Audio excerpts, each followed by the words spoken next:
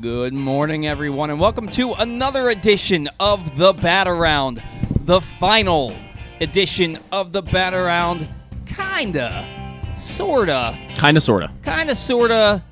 the final edition of the Bat-Around as it stands today. I have worked something out with Pressbox. Oh. Where this is news to me. I haven't heard this before. It just transpired yesterday.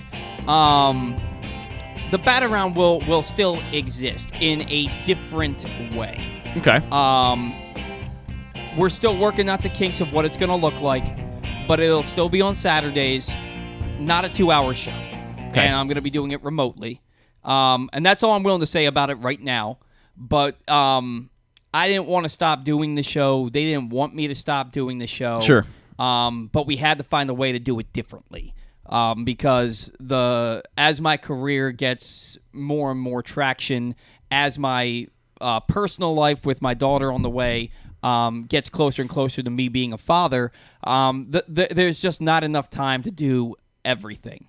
But I love this, and I still want to do it. So there's still going to be an opportunity for me to do it. Glad to hear that. Glad to hear that. Yeah, just a little bit different. So it's the final edition of the 2 to 2.5 hour show on Saturday mornings, where we have 2 or 3 guests a show. Yeah, that's coming to an end. But this will still be around with the same name, with the same host, and that's all I can really say about it for now. So, but this is Zach's final show.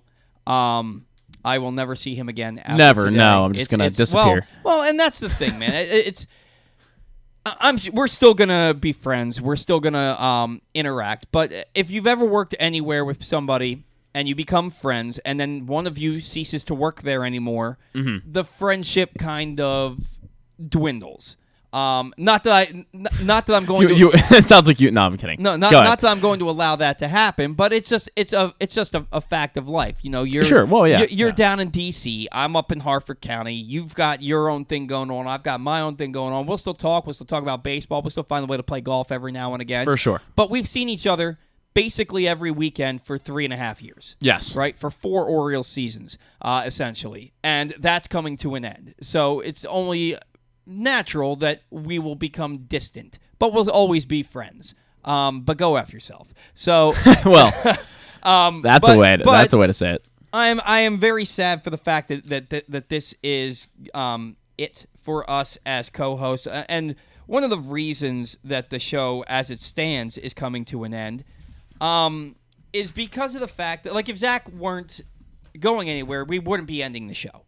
And I don't begrudge you for that in any way, shape, or form. The fact of the matter is it would be very, very difficult. We had a perfect storm with Zach coming on. It was somebody who was willing to give basically 4 hours of every Saturday. When you calculate, how long it takes to do the show, how long it takes to get here and to get home, it's basically 4 hours. It was a long way in the beginning, being in Baltimore, and it took a while to get there. So now, found somebody who was willing to do that, who was knowledgeable about baseball, who had a good rapport with me, and who became my friend. I didn't think it was going to be possible to find that much chemistry a second time. Yeah. And so I wasn't willing to do that search. And it just felt like a good time to step away, or at least take a step back from the show as it currently stands. So there's no begrudging, there's no any kind of animosity or anything like that. The timing is right. The timing is right. I think it makes sense on both sides. When I originally talked to you about this, again, we all know you have a baby on the way. That's going to make things difficult. So I think it makes sense for both of us, and I'm glad you could work something out. I'm very happy to hear that. I know this means a lot to you and what you want to keep doing, and that's going to be great. You are probably, I don't know, top 3 most invested people I know in Orioles baseball. You love to talk it, so I'm glad you'll keep getting the chance to do that. I saw you tweet this morning, I miss Orioles baseball, and the guy just went after you in the comments. That was great. Yeah. That was a good way to start the day. I was about, apparently not everybody wants me to keep doing this. Like, all I said was, I miss Orioles baseball. And the guy just responds. Yeah. Like, he just woke up Angry, yeah. Like, he just responds, why? So you can be irrationally angry about who's hitting 7th in game 86 of 162? Yeah. And all I said back was, who hurt you? Who hurt you? Did he respond to that? He did. He said What'd he say? and at thirst round pick, who's Mike Latham. Mike Latham, that's a guy I went to high school with. Tom Latham. Latham doesn't sound like a Latham? Sounds like a body part. Well, that's his last name. Oh, interesting. Okay. I mean, Goodman sounds like a candy bar, or a guy who played Roseanne's husband on Roseanne, or the Babe. Oh man, yeah, I guess. But Valley, it's like a place, like a geographical thing, Anyway, weirdness. By the way, if you end up having another kid down the line, are they going to be Paul Valley the Fourth? That's the plan. That's the plan. I'm pretty sure. Like I've spoken with my wife about this several times. Okay. And she seemed on board with it until I mentioned it again when we first realized that she was pregnant. Yeah. And she said to her mom, "I don't want to talk about it." Which was like, what? Uh-oh. What? Conflict. But anyway, we're having a daughter. We're still a ways away from a second child. We don't even have the first one yet, who, by the way, is the size of a coconut today. How is that bigger than a head of lettuce? That's the same size. It's bigger. Really? You got to think that she's folded up. Well, she's right. Not, like, yeah, right now. I know she's not just standing up. She's a fetus. Yeah. And, like, folded up like a bean. Yeah. So, like... Well, that makes sense. Yeah. But Science. What they've said that she is, they said that she should be 3.2 pounds right now. She was 3.5 pounds last Friday. Oh, okay. So she's bigger than a coconut. Exponentially growing. Yeah, man. She's like the size of a small boulder or something. I don't know. Small boulder. I don't know. Like maybe she's the size of a football. I don't know. Neither here nor there. Maybe. But anyway, I told this guy, I was like, you clearly have an agenda, man, and I'm not here for it. I was like, you be a fan your way, I'll be a fan my way. And always remember, you don't have to follow me. Yeah. Like, well, why do you follow me unless you just want to pick a fight with me? Well, that's most people on Twitter. Like, that's most people. They follow you, and it's like, why would you even want to interact? There is one person that I follow, and for some reason I don't want to pit. I just don't feel like getting. He seems like a very bad person to make an enemy out of. Okay. And he's very well known and very well hated in this area, but he seems like somebody who would be petty. You know what I mean? I think I have an idea who you're talking about. You probably do. Yeah. And I follow him because he follows me. He's been on this show before. And then I definitely do. Yeah, I don't agree with anything he says ever about sports. And I realized this over the last 3 years. But I don't unfollow him because I just don't feel like starting a fictional war in my head. Yeah. But guys, I'm not going anywhere. Yeah. I love the Orioles. You do. You may not think that I do because I am critical of them when I feel like they deserve criticism. Yeah. Sorry, that's part of the gig. I love the Orioles. It is my first love, my biggest passion up till recently.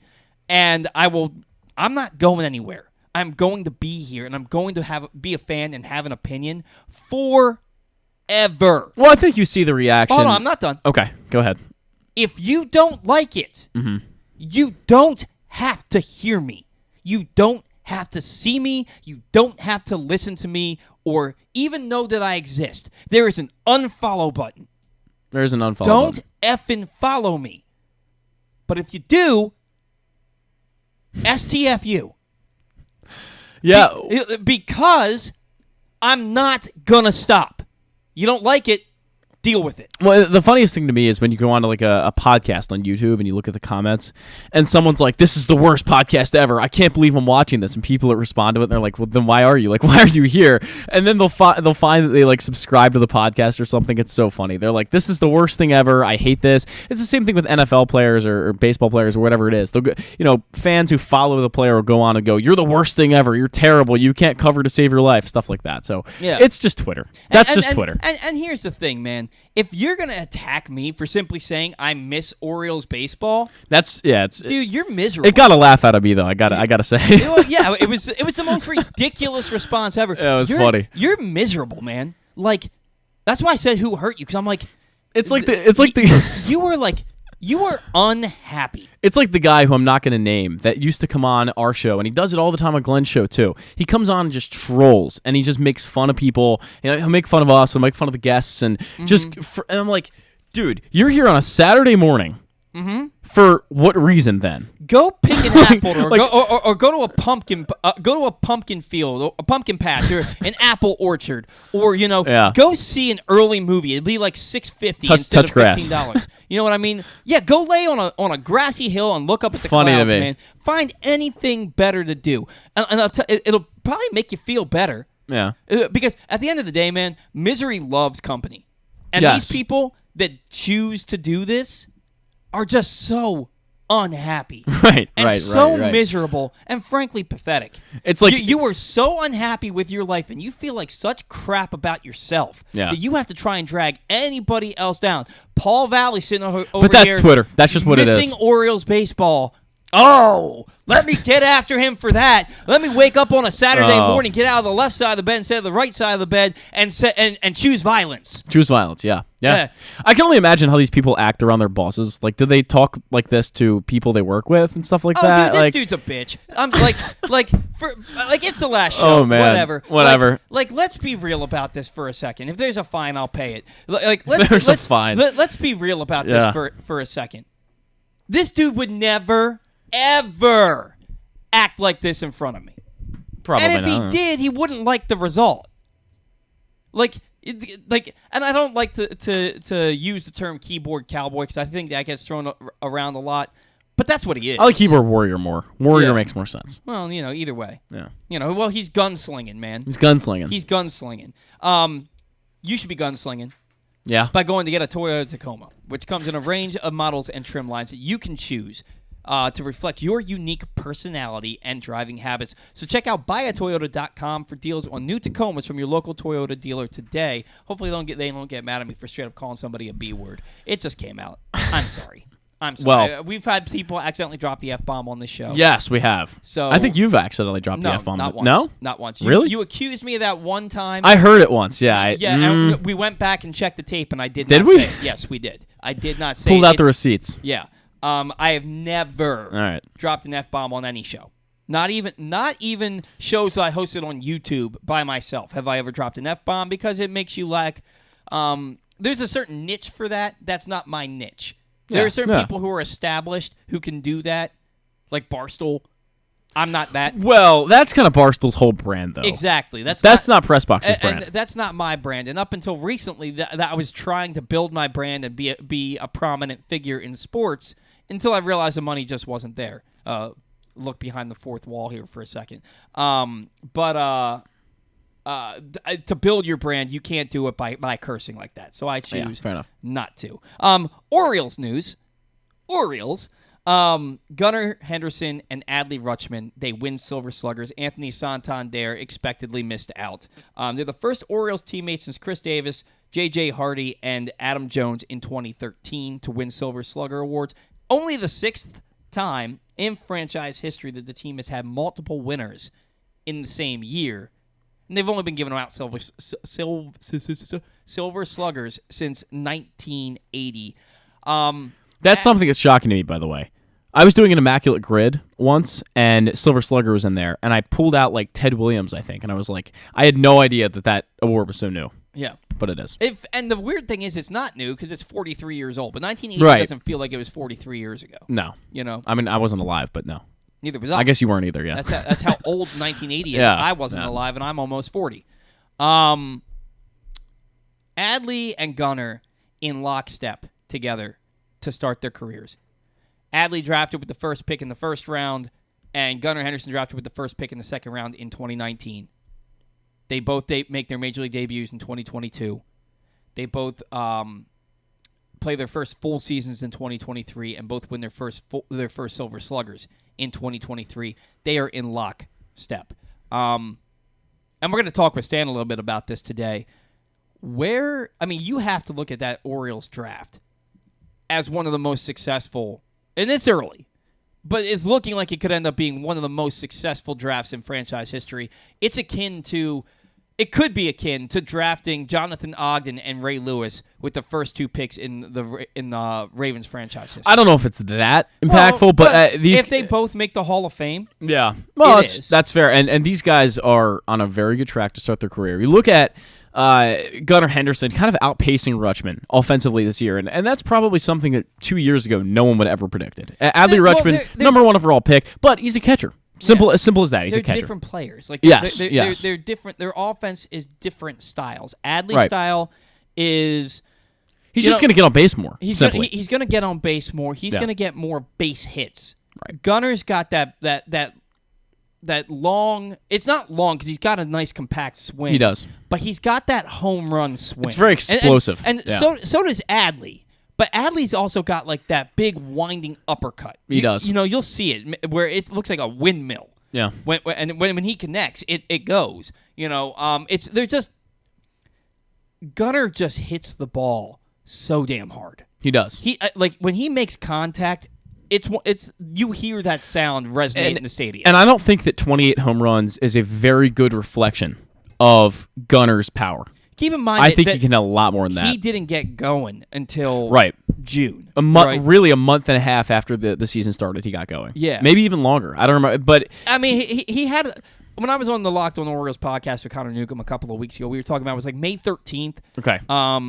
His average dropped to like 178 or something like that, or May 12th, and then like the next day he started a 9-game hitting streak. Yeah. But when he really took off was like June 1st. Right. I think Gunnar's going to hit 40 home runs in a season. I think there's very little doubt. Yeah. I think he's going to be a 40-homer guy. I think he's going to be a perennial all-star. I think he's going to be an MVP winner, if not a multi-time. Very well could be. MVP winner. He'll have to get the OBP up a bit. I mean, he will. He will. And again, that 255 batting average, and I think, 325 on base, was it? That's most likely stemming from the fact that he had 2 bad months. Yeah.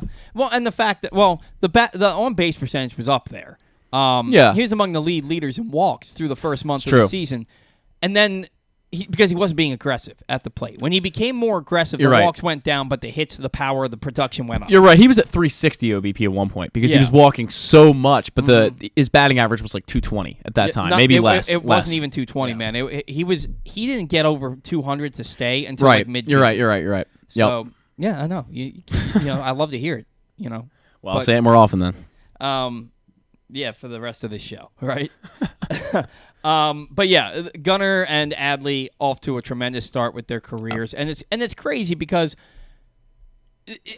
Gunnar's offensive profile should be better than Adley's. Mm-hmm. Adley plays a more demanding position. Adley is every bit the number 1 overall pick as a catcher. For sure. He is every bit of that. An on-base percentage of 378? 20 homers, 80 RBIs, a 4.5 win player, Gold Glove caliber defense. The arm needs some work. Yeah. The arm is better than what it looked like this past year. Definitely. And a lot of that has to do with the fact that the Orioles have some pitchers that are just terrible at holding guys. Right. I mean, you look at Tyler Wells, Yennier Cano, and Felix Bautista. You're looking at 3 guys who are 6'6" or taller and have high leg kicks from the stretch. They're not holding anybody on. Right. But so a lot of it had to do with that. But just tremendous starts to both their careers. That's one of the reasons I miss Orioles baseball is when you think about that. Sure. And you think about what could be coming. And one of the things that I miss that I'm gonna hate in a month is when they inevitably do nothing at the winter meetings. Right. When it's like the people that think that they're gonna do something, you're not paying attention. And let's get into this. I hate to say that, but it's true. Mike Elias at the general manager meetings this past week said the Orioles are pretty set with position players and will put most of their focus on pitchers in the offseason. Look, the Orioles had a good offense, but they're a bat away. And it's weird to say that about a team that won 101 games. Yeah. But a 3-4-5 hitter that's Ryan O'Hearn, Anthony Santander, Ryan Mountcastle, or supplement one of those first basemen with Austin Hayes. Mm-hmm. You need a thumper. You do. You need somebody to hit in the middle of that order that doesn't strike out with as much frequency. Right. That puts the ball in play more. look, Anthony Santander is a 30-homer guy. Mm-hmm. Ryan Mountcastle is a 30-homer guy. But neither one of them get on base enough. And Santander gets on base better, but he's a 5-hitter. Yeah. He is a 5-hitter. Ryan Mountcastle's a 6-hitter. Somebody should be hitting fourth in that lineup that imposes fear. And I don't need it to be Aaron Judge. I don't need it to be Shohei Ohtani. All right, but like J.D. Martinez, that's who I was clamoring for last year. Would make a lot of sense. That makes a lot, but it wouldn't for the Orioles because they want that versatility, right? Right, it's tough. He is a DH only. Juan Soto. You know? I'm going to keep saying it. Juan Soto would be the perfect He would be the perfect fit. fit. You get one arm. Just I guess like a 3 or 4 pitcher probably, and you get Juan Soto, and that's all you do in the offseason. I am ecstatic about that. I am so happy with that. Yeah. Juan Soto's that dude where you bat him fourth. I know he hits 2 or 3 in every lineup. Yeah. He's that guy for me where it's like, who's going to be batting leadoff for you this year? It's probably going to be Gunnar. Probably going to be Gunnar. Then you're going to have Adley 2 batting second. I can live with Santander third. Yeah. If you have Juan Soto batting fourth. Actually, I'd go opposite of that. I go Soto 3. And, well, I guess. Well, but then you have Anthony Santander. So you get left, or left switch, if you do that. Yeah. So that kind of makes sense. Yeah. I mean, and then you're also going to have Jackson Holiday. Maybe Jackson Holiday is your leadoff hitter, and then you have Adley second, Gunnar third. You go left, switch, left. And there are... I'm not a big matchup guy. I'm not either. I think there are just some guys that you play every day. I think you play your best players for the most part, yeah. I mean, I agree. Look at the Texas Rangers, right? Who played first base for the Texas Rangers? Low. Yeah. Low. Nate Lowe. Yeah. Nate, is it Lau or Low? It's Nate Lowe because it's Brandon Lau. It's Nate Lowe. You're right. Who played second base for the Texas Rangers? Semien. Yep. For the most part. Who played third base for the Texas Rangers? Young, but he was hurt for a good part of the year. But it was like a month. Yeah. Okay. Like 6 weeks. Yeah. Who played shortstop for the Texas Rangers? Corey Seager. It's a pretty damn good infield. Who played right field? Adolis. Adolis Garcia. Yeah. Okay. Who plays center field for them? What? Who plays? I mean, now who plays center field for them? I'm drawing a blank on Evan Carter. Okay, Evan Carter, I guess. Okay, but not really. Yeah. Who's their catcher? Jonah Heim. You can name 8 of 9 positions that have everyday players. It's true. And that's their position. And then Tavares is the other guy in that lineup, I believe. Yeah, and they have Robbie Grossman. Grossman. You know, who batted third in Game 1 against the Orioles, I believe, and right? he had a double in his first at bat. Yeah. Robbie Grossman should never hit third anywhere. But no, he should not. But there he was, and there he was producing. The bottom line is that the team that won the World Series, last year, everyday players at specific positions. Right.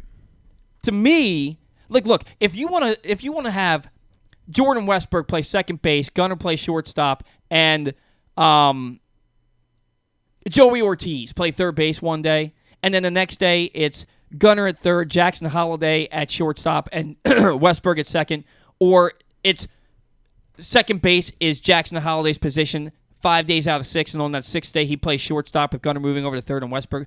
If those 3 guys, if it's Westburg, Holiday, and Gunnar every day, I don't care who plays where because they're all good players, but they're in the lineup every day. Yeah. Right? To me, Anthony Santander, right field or DH every day. Yeah. Heston Kjerstad, right field or DH every day. One thing I'll say, though, I think it's a huge mistake if the Orioles go into this offseason saying, okay, Heston Kjerstad or Jackson Holiday is going to be that thumper you're describing. Because it's possible, but it's not likely. Right. That happens right off the bat. I don't think that you can depend on... And nobody's ever going to look at Jackson Holiday as a thumper. No. They're Never. Look at I think he'll hit 20, maybe 30 home runs a year when he gets going. But he's going to be that contact guy who just gets on base. And Heston Kjerstad is more of that profile. But again... You can't depend on that right now. No, you can't. You have to let him prove that he's that. Until then, you have to plan for that. Right. Okay? So I don't think that they should say, we're set offensively. We're set with position players. You're not. You don't have a prototypical cleanup hitter. Ryan Mountcastle looked like he might be turning into that guy, and then he swung his way into a slump again to end the year. Yeah. All right. Now then, when asked about acquiring an ace, Mike Elias said, there are a lot of teams going for it this offseason, and so I think saying we have to acquire an ace this winter is setting ourselves up for possible disappointment. That's setting us up for disappointment. He's basically saying it's not going to happen. Yeah. And that's why when he posted that, I posted an eye-rolling meme. But this is what Mike Elias seems to do. He just disappoints you, and many of the times he talks, he's very disappointing in the way he presents things. His boss is John Angelos. Yeah, that's true. I mean, S rolls downhill. Yeah, it's just unfortunate that he has to go out there and say things like that right now before anything has actually happened yet. But again, you said it before. They're probably going to go in the winter meetings, and we'll hear, oh, they're interested in this guy. Like they're interested in Sonny Gray. And that guy signs with the Cubs. Right. They're interested in Sonny Gray. Well, then we're going to hear that Sonny Gray wants $200 million, and the Orioles won't get close. At 35 years old, he's not getting $200 million. I don't know. I mean, he was really good this year. Yeah, but he's going to get overpaid. He's 35, and I think that 3 years, anywhere from 66 to 75 million is likely. Maybe. I think the Orioles should be willing to do that. I don't know that they are. 5.5 WAR player this year, though. He's going to get paid. I think you're probably right on the lower end, but I think 100 million is definitely possible. I don't. He also said team could benefit from an upgrade to our rotation. Somebody that projects for the front half of the rotation would be wonderful.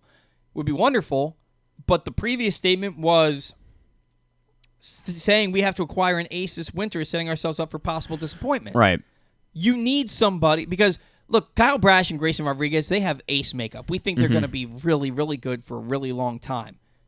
But you can't just put that on them right now. Right. You've got to have somebody who you know is that lockdown ace. Maybe you can with Kyle Bradish. I don't think you can with Grayson. Yeah. Yeah, I mean, we saw that, and I know we got to call Stan. We'll give him a call in a minute. You've got to have somebody that can step into that rotation, that can be that leader. And I'm not talking about Kyle freaking Gibson, all right? I'm talking about Jordan Montgomery or Sonny Gray or trade for Dylan Cease. You know, a guy who has been a Cy Young candidate in the past who probably just needs to change the scenery. Any of those players make your team exponentially better. Corbin Burns. Somebody can be had at the top of that rotation that you're not going to have to spend 5 years, $150 million on. Yeah, there will be someone. There's got to be somebody, and I think it's coming in the trade. I actually think Dylan Cease is very likely. I think Dylan Cease, out of all of those guys, I don't see Corbin Burns moving because the Brewers seem to have mended ties with him, and the Brewers were better this year. They got back in the playoffs again, so I don't know if I see him moving. It's really hard to project all of this, but I look at Dylan Cease and I say, okay, the White Sox were really bad this year. They're probably going to be going through a little bit of a retool phase. Dylan Cease could get them a lot, and they're going to know that. Yeah.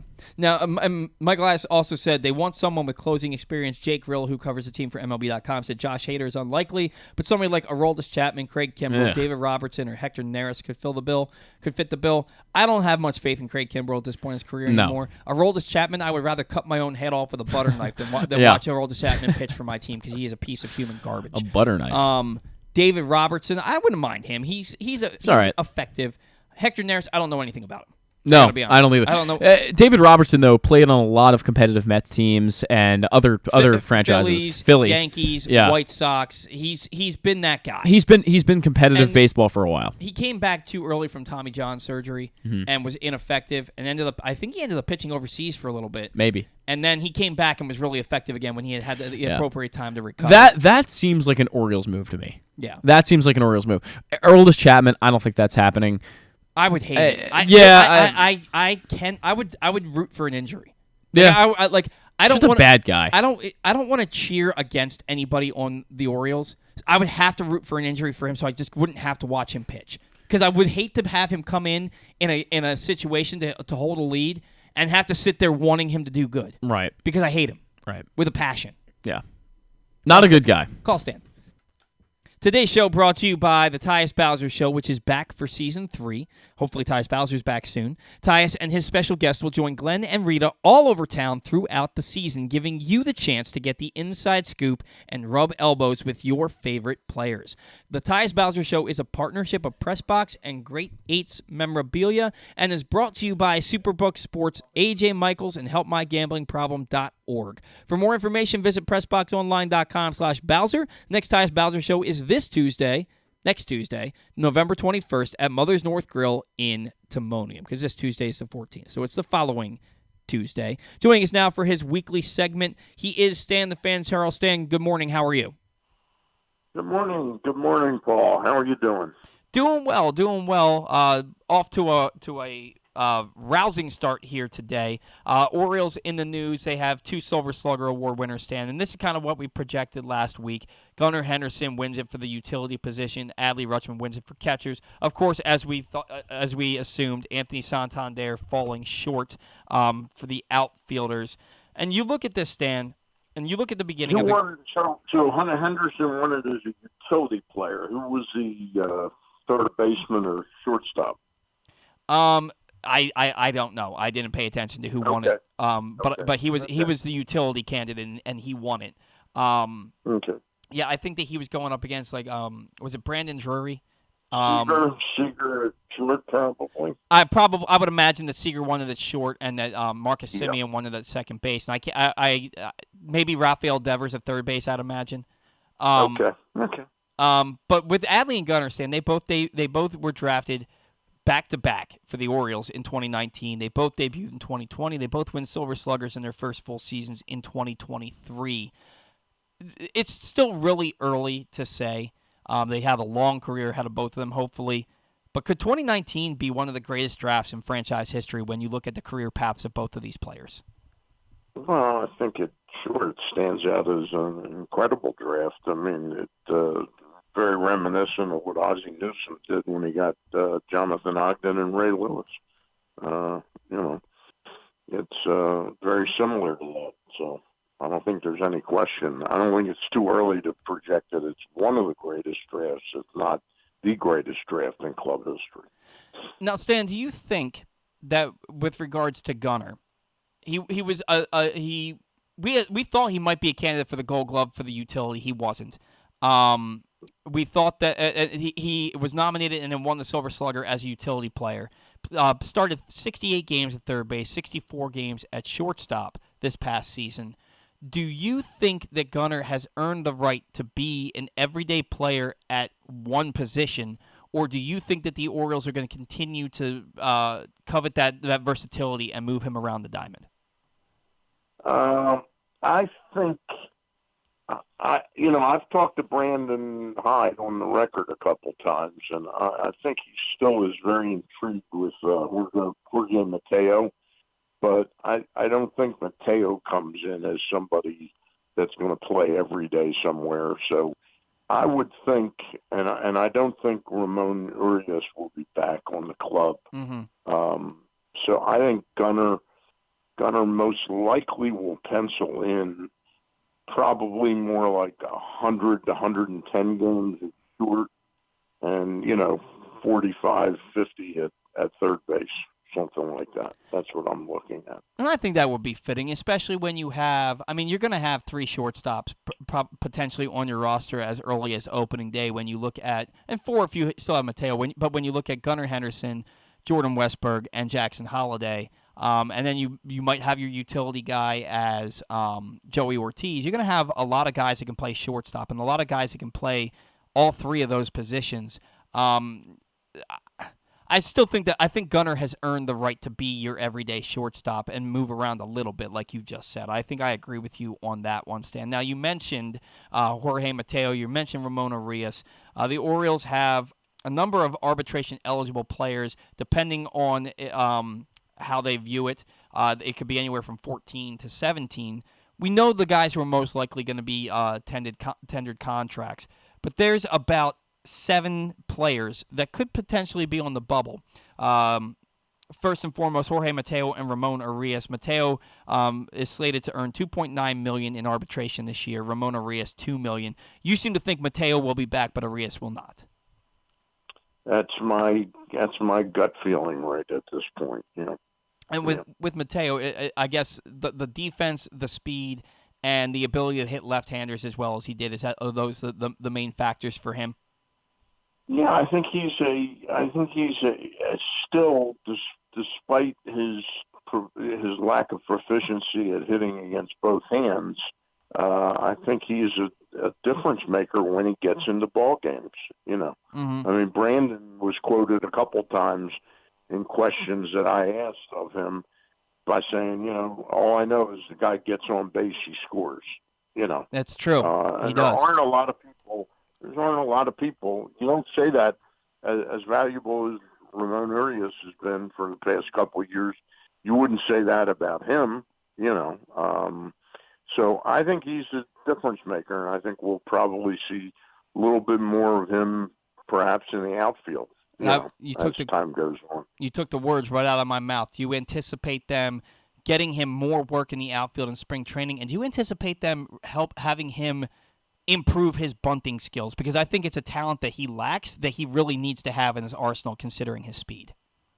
Yeah, I would say that about awful lot of players. But I think given his speed, I think he is somebody that could really take advantage of that, because again, he's such a weapon when he gets on base. Mm-hmm.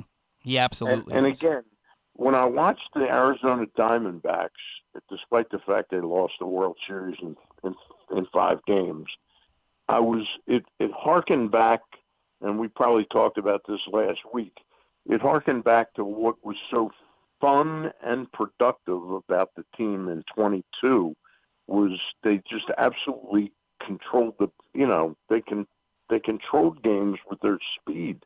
They manufactured an awful lot of runs, and what that does, it keeps you from speed. Never goes in a slump, Correct. So it kept them from being one dimensional, and I think that the club, they never got swept the whole season until Texas, swept them in 3 games. But I think one of the things that happened in that series, and perhaps a little bit in the last month of the season, is they became a little bit more one-dimensional, Mm-hmm. And again, we talked about that. Mateo got essentially benched, by about June 1st. Mm-hmm. He never really played every day after that.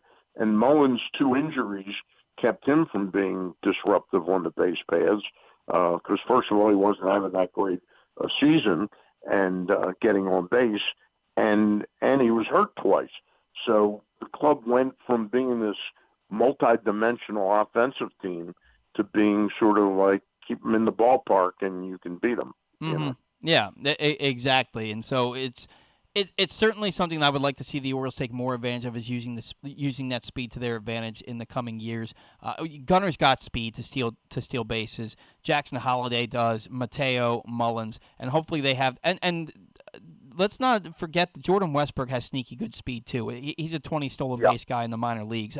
They have speed. I'd like to see them utilize it a little bit more. And those guys that maybe aren't the best of hitters, like a Jorge Mateo, learn to bunt, man. Just learn to bunt. Yeah. He should be trying to drop down a bunt at least once every time he plays. And Kowser can run too. He can. He can. Now, some other guys, Stan, Dylan Tate didn't pitch at all this year for the Orioles, coming off that flexor mass strain. He's expected to earn exactly what he earned last year in arbitration, $1.5 million. Is he a Baltimore Oriole this coming season? I would think that I'd certainly want to see him. I don't have the medicals. I don't really understand exactly what a flexor mass strain is, but it ended up being a surprise that he didn't contribute at all, and never so much made any story about who could. It was like he was totally forgotten after about June 1st. Right. And nobody ever mentioned him again. So, again, I don't know how serious the injury is long term, but if he's a reasonable candidate to come back okay, then I would certainly want him at $1.5 million. Yeah. Now, how about Keegan Aiken? He's due $800,000. No, I think we've seen enough of Keegan Aiken. Yeah, You know? I agree. It's, the number's low enough that you would understand it if they brought him back, but I think we all know who he is at this point. I think I agree with you there. Jacob Webb, he got off to a great start after the Orioles picked him up off waivers at the end of August. I think it was at middle to end of August. Got off to a great start, but then really struggled down the stretch and really struggled in the playoffs. He's due $1.2 million through arbitration. Is he back? I don't see any tremendous upside on Jacob Webb. No, I don't think so. No, and then the last two ones are kind of polarizing. Ryan McKenna due $740,000. He could either be still pre-arbitration, depending on what they deem his service time to be, and where that cutoff is.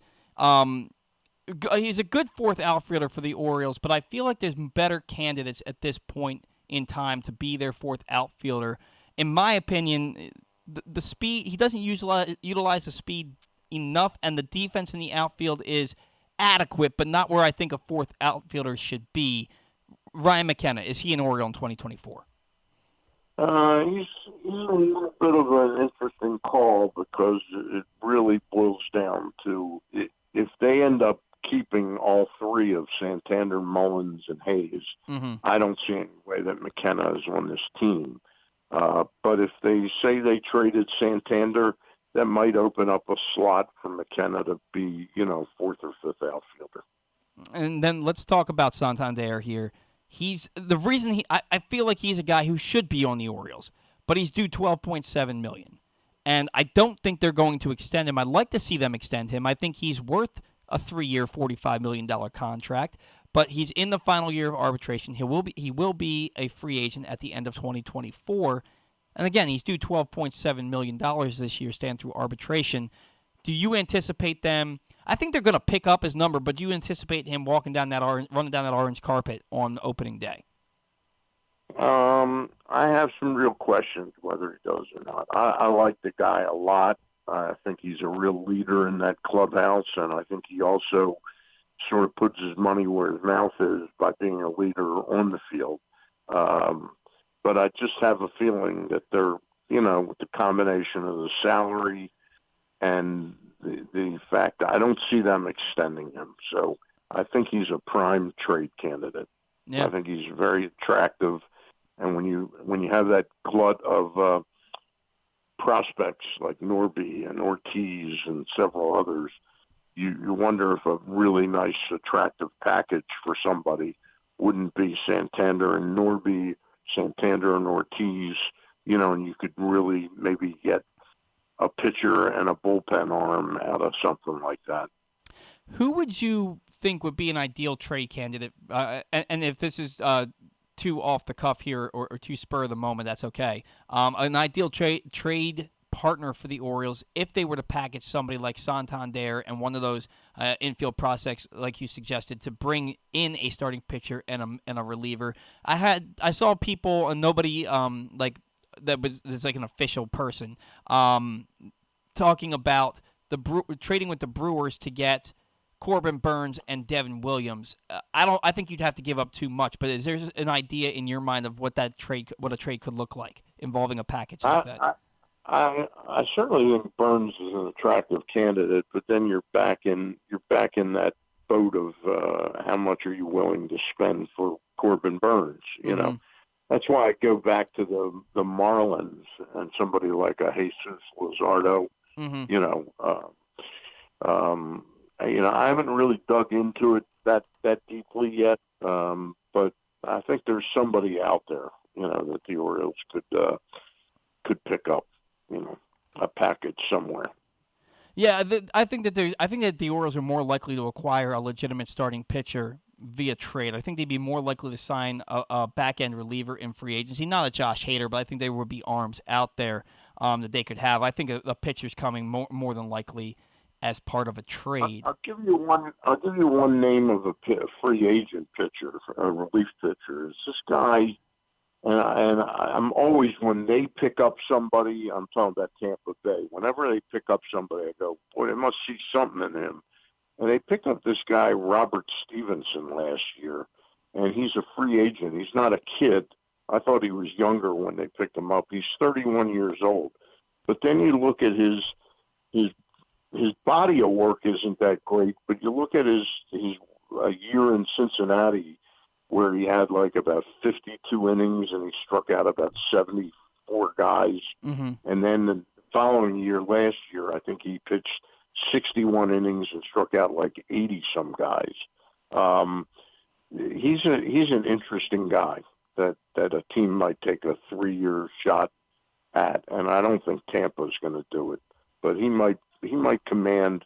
I saw where they're projecting on ESPN that he's a 4-year, $36 million guy. I don't know that anybody's going to give him 4 years at 31 years of age, but a 3-year, $18 million contract sure sounds sort of plausible for somebody like that, especially with those strikeout numbers.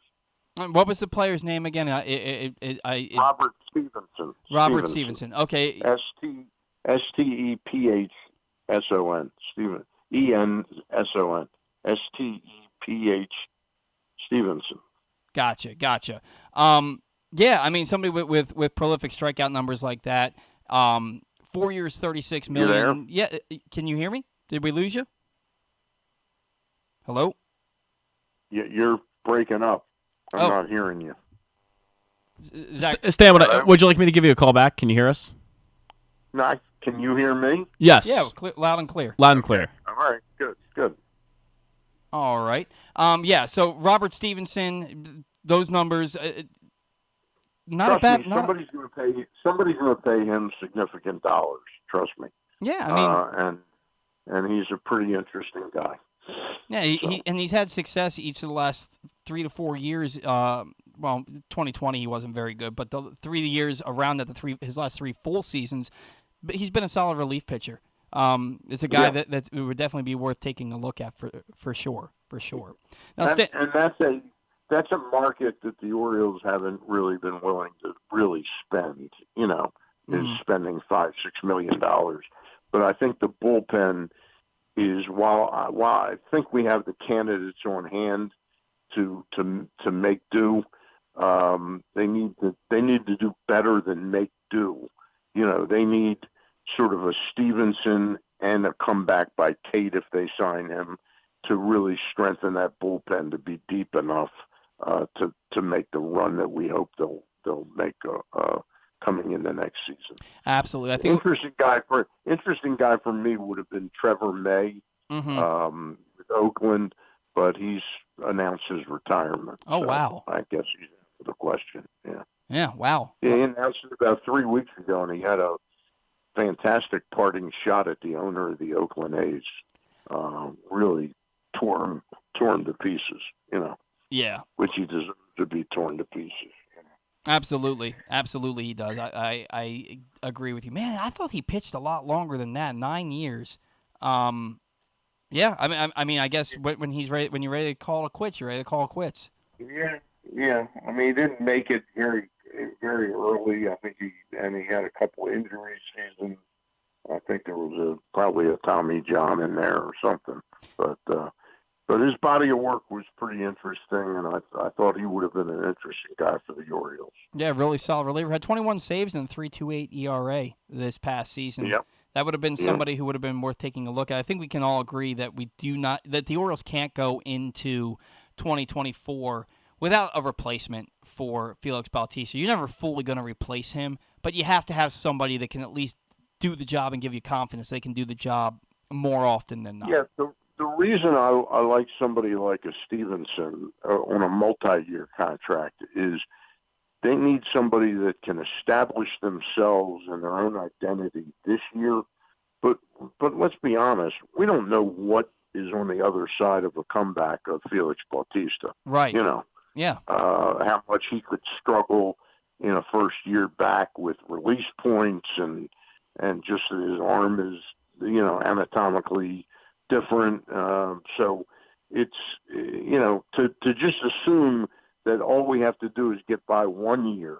I'd be looking at getting somebody that might fit in there for multiple years. And I think the key the key to it is that discussion that we've had on our show the last couple of years about Tyler Wells.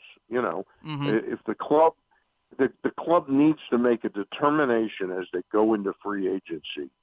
Are we thinking Tyler Wells is a relief pitcher and can be part of the solution of replacing Felix Bautista, or we're still committed to him being a starting pitcher?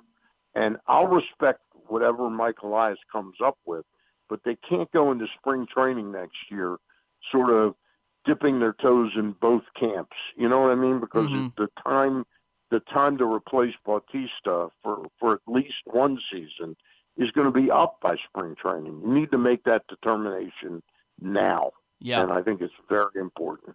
I agree with you. And they have a couple of, and they keep saying, and Rock keeps reiterating that they still view DL Hall as a starter. And I'm more in the camp that, like, if he's that effective of a reliever, I'd love to see him as a starter, but he hasn't proven that he can stay healthy to be a starter. And if he is, he's going to be on the innings limit again next year.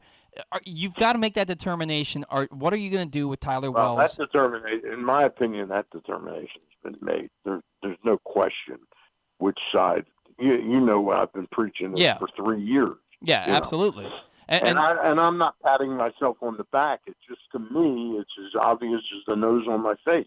Yeah. This guy is the relief pitcher.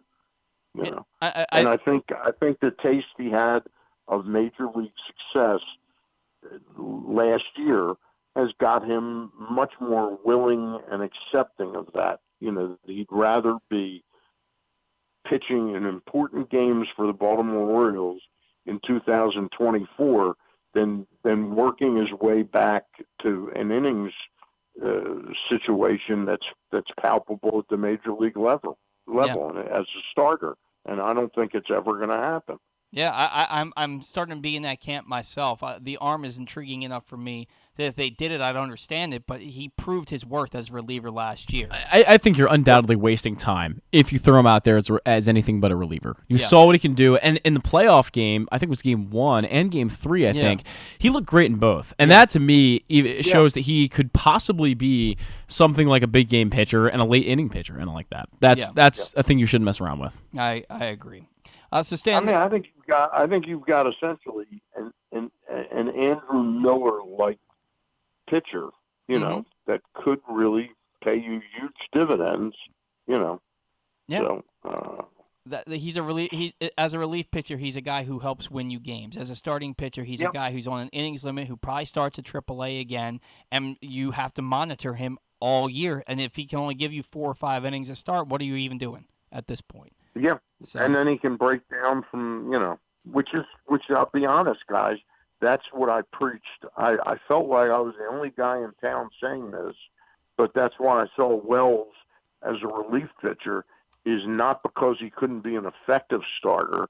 It was, would he break down or not? And he did.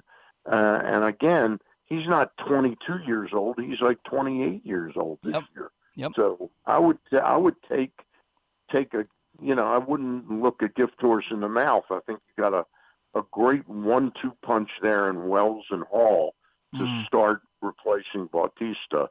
And if you fritter that away by going, well, we'll take a look at him in spring training and we still think he's this, don't look a gift horse in the mouth, man. Yeah. Yeah. This window for this team isn't forever. The time is now to really plan to win this year. I agree. I 100% agree. Now, Stan, Mike Elias was at the GM meetings this past week when he was asked about, he said that the Orioles are pretty set with position players and will put most of their focus on pitchers in the offseason. When he was asked about acquiring an ace, he said, and I quote, "There are a lot of teams going forward this offseason, and so I think saying we have to acquire an ace this winter is setting ourselves up for possible disappointment." What do you make of those comments? Well, I think again, the market, both in terms of what you got to pay contract-wise and talent to pick up a quote-unquote ace, that they may, Mike has shown the ability to find some interesting pitchers by other means, and I certainly think that they will sign a free agent starting pitcher, but I think that they will try their best to make a trade. But I don't see it being a Corbin Burns. I see it being a younger guy that they think has tremendous upside. The idea of Dylan Cease just resonates in my brain every time I think about it, Stan. The idea of acquiring a Dylan Cease. He's 2 years. He's a year removed from being the number 2, the runner-up for Cy Young in the American League, and I think a change of scenery for Dylan Cease and getting with this pitching staff only is a positive if the Orioles somehow pull off the trade for Cease. Look, I'm not against picking up Dylan Cease, but I just have a feeling it's going to be somebody that's a little bit more obscure than that. Yeah, we can't help but think that until it's proven otherwise. There's nothing to say that it will be proven otherwise to this point. So, Stan, look, we do start real quick because I know you're up against the time, but real quick. It's a real nice start to have Bradish and Grayson there as the top 2 guys. They need to add a couple. They need to come into camp with a couple acquisitions. I would think 3 pitchers, 2 of which are starters and 1 of which is a reliever. Yeah, I agree with you. That's my best guess. I agree. And with I you. would not have a major problem if one of those 2 starters was Kyle Gibson again.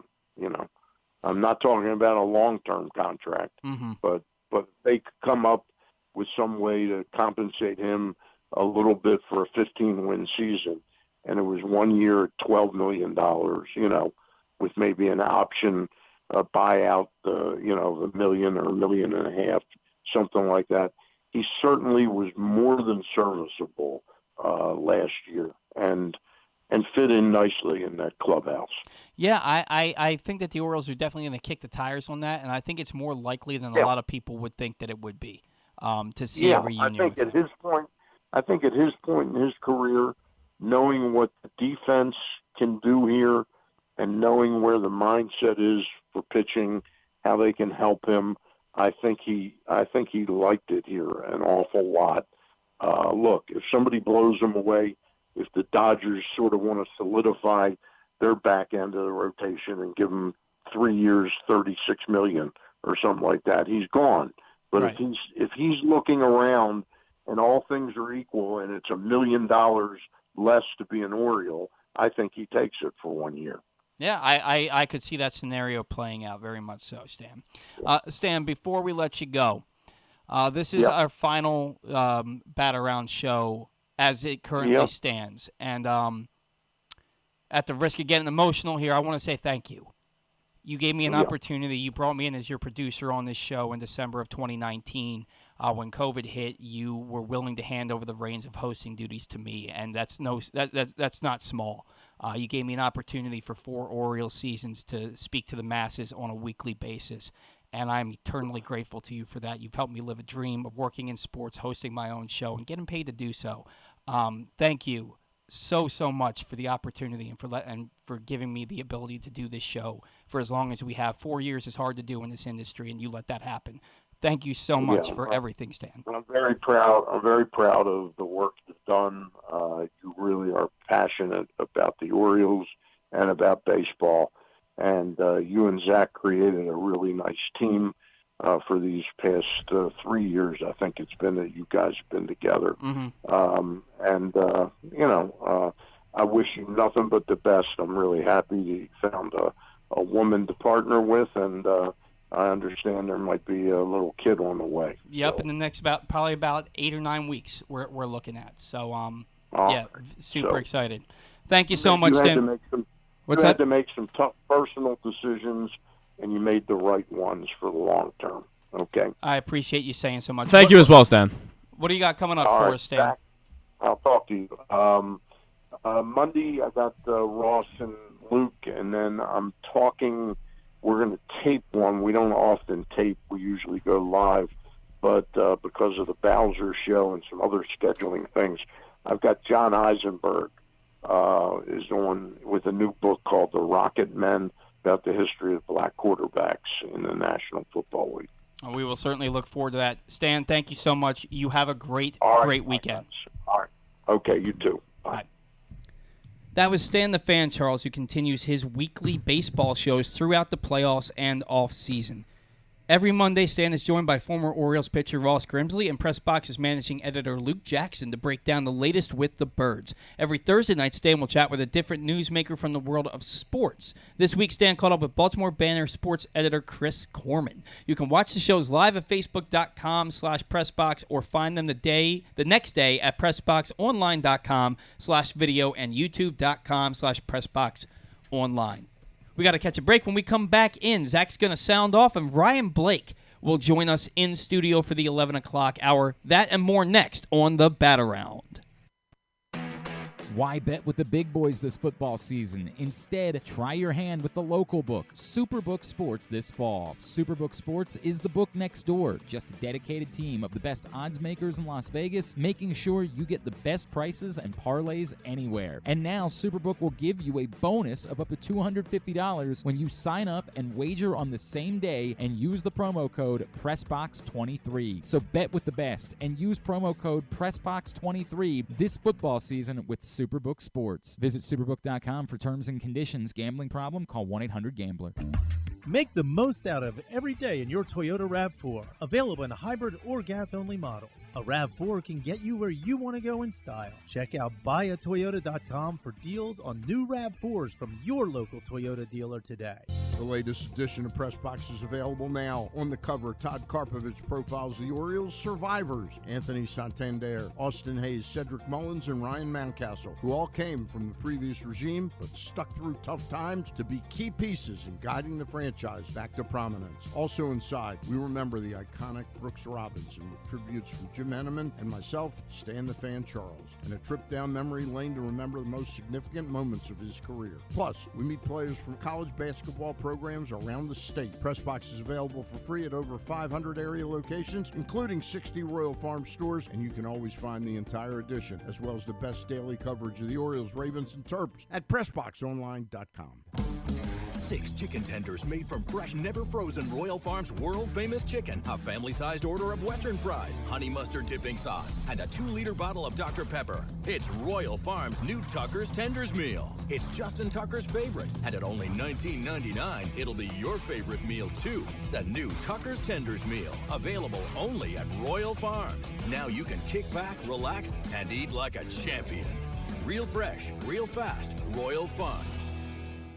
There's so much focus on sports betting these days, but I want to talk about an area that nobody wants to gamble on, where you choose to go out and spend your hard-earned dollars to eat. The Costas Inn is no gamble at all. The quality on their menu is outstanding, and the value is off the charts with a great and varied list of specials Monday through Friday. And the staples of the menu, whether it's salads, burgers, fish, they're all fantastic. And I haven't even mentioned the crabs or crab cakes yet. So check out the menu for yourself at CostasInn.com. When choosing a place to dine, never gamble on the food you put in your belly. The Costas Inn at 4100 North Point Boulevard, or call 410-477-1975 for reservations and your steamed crab orders.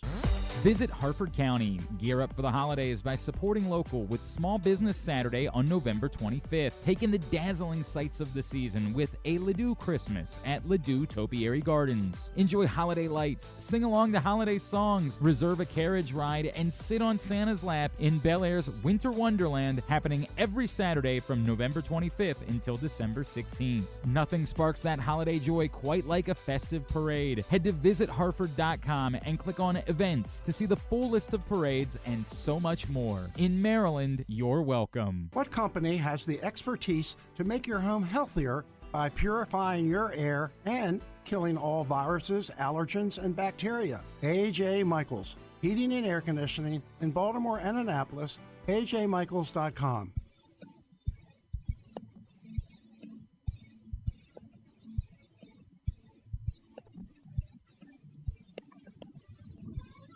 The latest edition of PressBox is available now. On the cover, Todd Karpovich profiles the Orioles survivors, Anthony Santander, Austin Hayes, Cedric Mullins, and Ryan Mountcastle, who all came from the previous regime, but stuck through tough times to be key pieces in guiding the franchise back to prominence.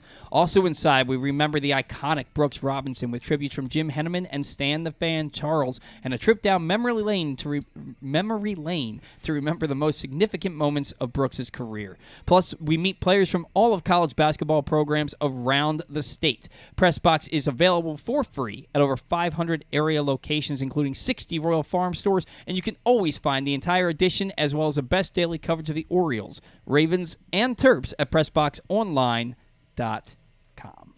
All right, in studio with us now, the one, the only, Ryan Blake. Ryan, thanks for joining us today. How you doing, man? I'm doing all right, getting settled in at the new house and a lot going on, but happy to be here, and thanks for thinking of me. We always think of you, man. Did you buy or rent? It's my grandfather's old house. It's been vacant for about a year, and so keeping it in the family, keeping the units running, pipes going, all that stuff. It's kind of a win-win for the family, but yeah, it's a nice new place for Megan and I. The cats love the new space. Awesome. Over in Columbia, so it's much nicer coming into studio when I have a half-hour drive instead of an hour from Rockville. So. Oh yeah. Yeah, but it's nice. It's between our families. A lot of I see a lot of potential for renovations, and I've never had a house before. It's cool. Yeah, neither. I mean, I live in a house, so I've never had a house. That's in the works as we speak. Oh, hello. Ghost.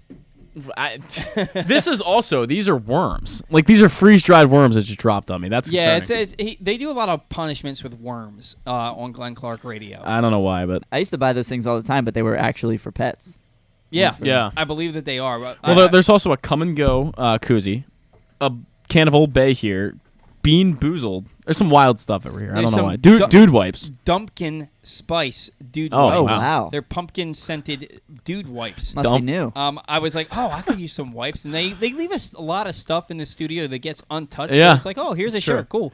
But I can't take these because Glenn and Griffin have a side bet with picks. And whoever loses has to, on air, on camera, wipe with a pumpkin spice dude wipe. It's a really weird punishment.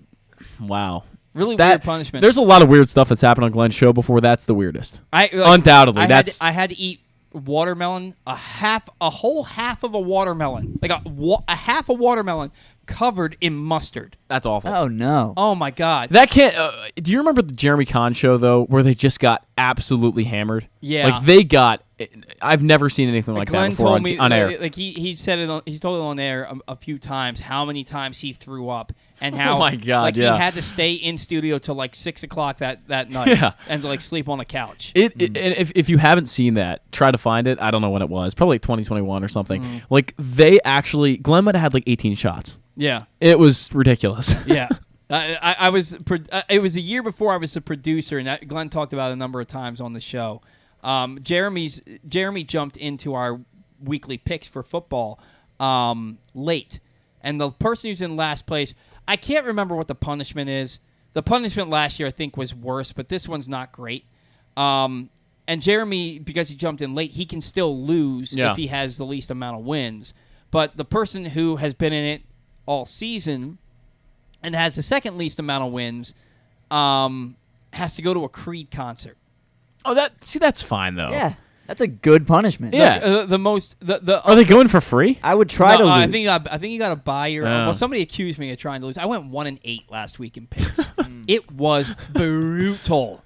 Like, I thought Maryland would at least show up after getting embarrassed the previous 2 weeks. Nope. Oh, right. You picked Maryland to win. No. I picked Maryland to cover. Oh, cover. Okay, got it. They were 11.5-point dogs, and I picked them to cover. Okay, that makes more sense. They got their doors blown off. Yeah. And then I'm not thrilled with my picks this week either. You're not in it, are you? I'm not in this, no. Well, I get excluded. I'm not. I'm sure if you wanted to be, you could have. I'm not part of the press box in club. You know what I mean? No. Well, I mean, you should be. You fill in for Griffin enough. That's true. I'm there. I'm just mesmerized by this leaf blowing. I didn't realize I'm talking to you guys while staring at them blowing. I've watched them cut the grass out here so many times. It's mesmerizing. Just watch them cut the rows. It's nice. I feel like they're being inefficient in how they're blowing the leaves. I mean, 100%. They're the pros. I just feel like they're making progress like an inch at a time.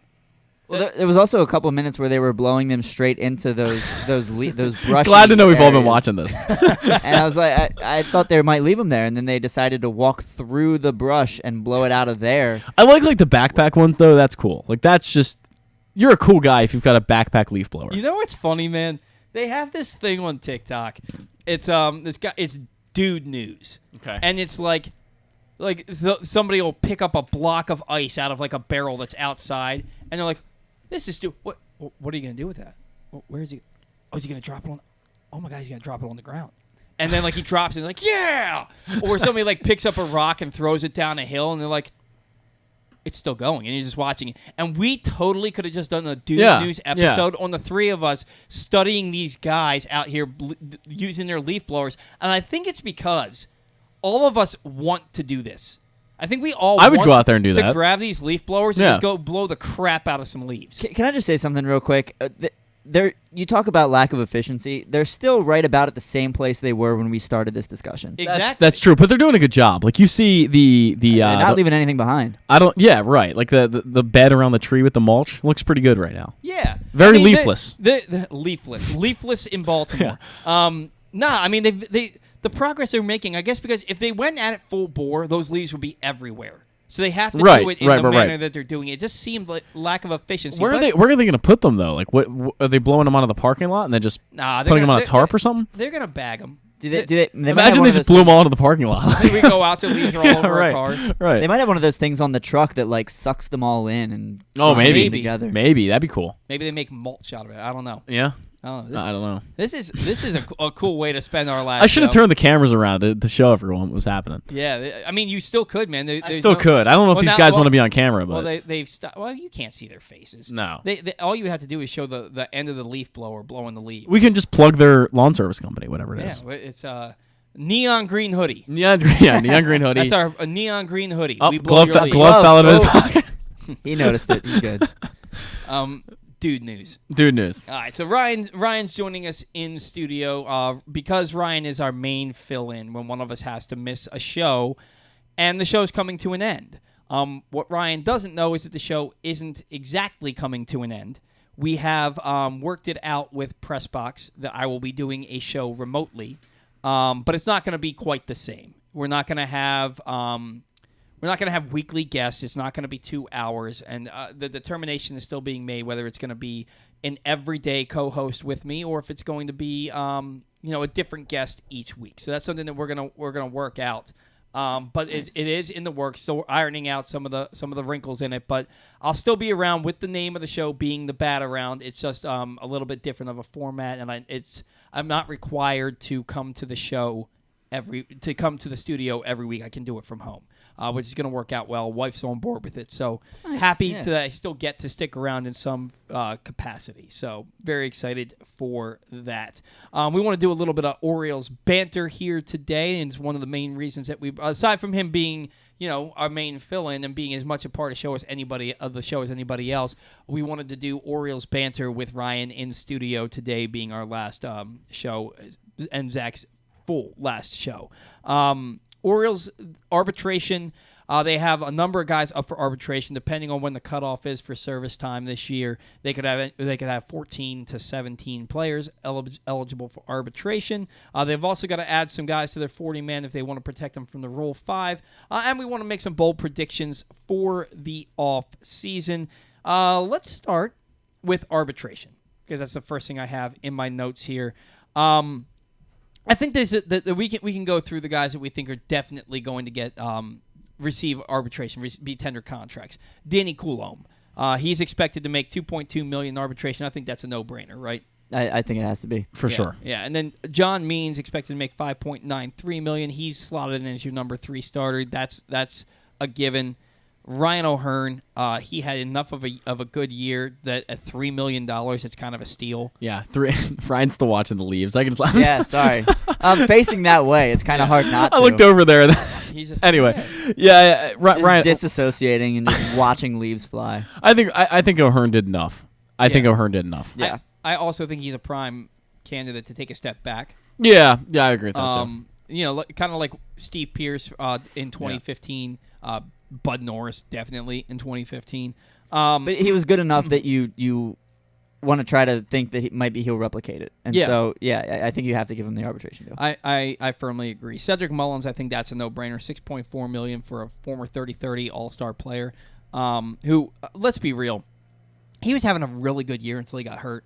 And then as soon as he started to turn it back on, he got hurt again.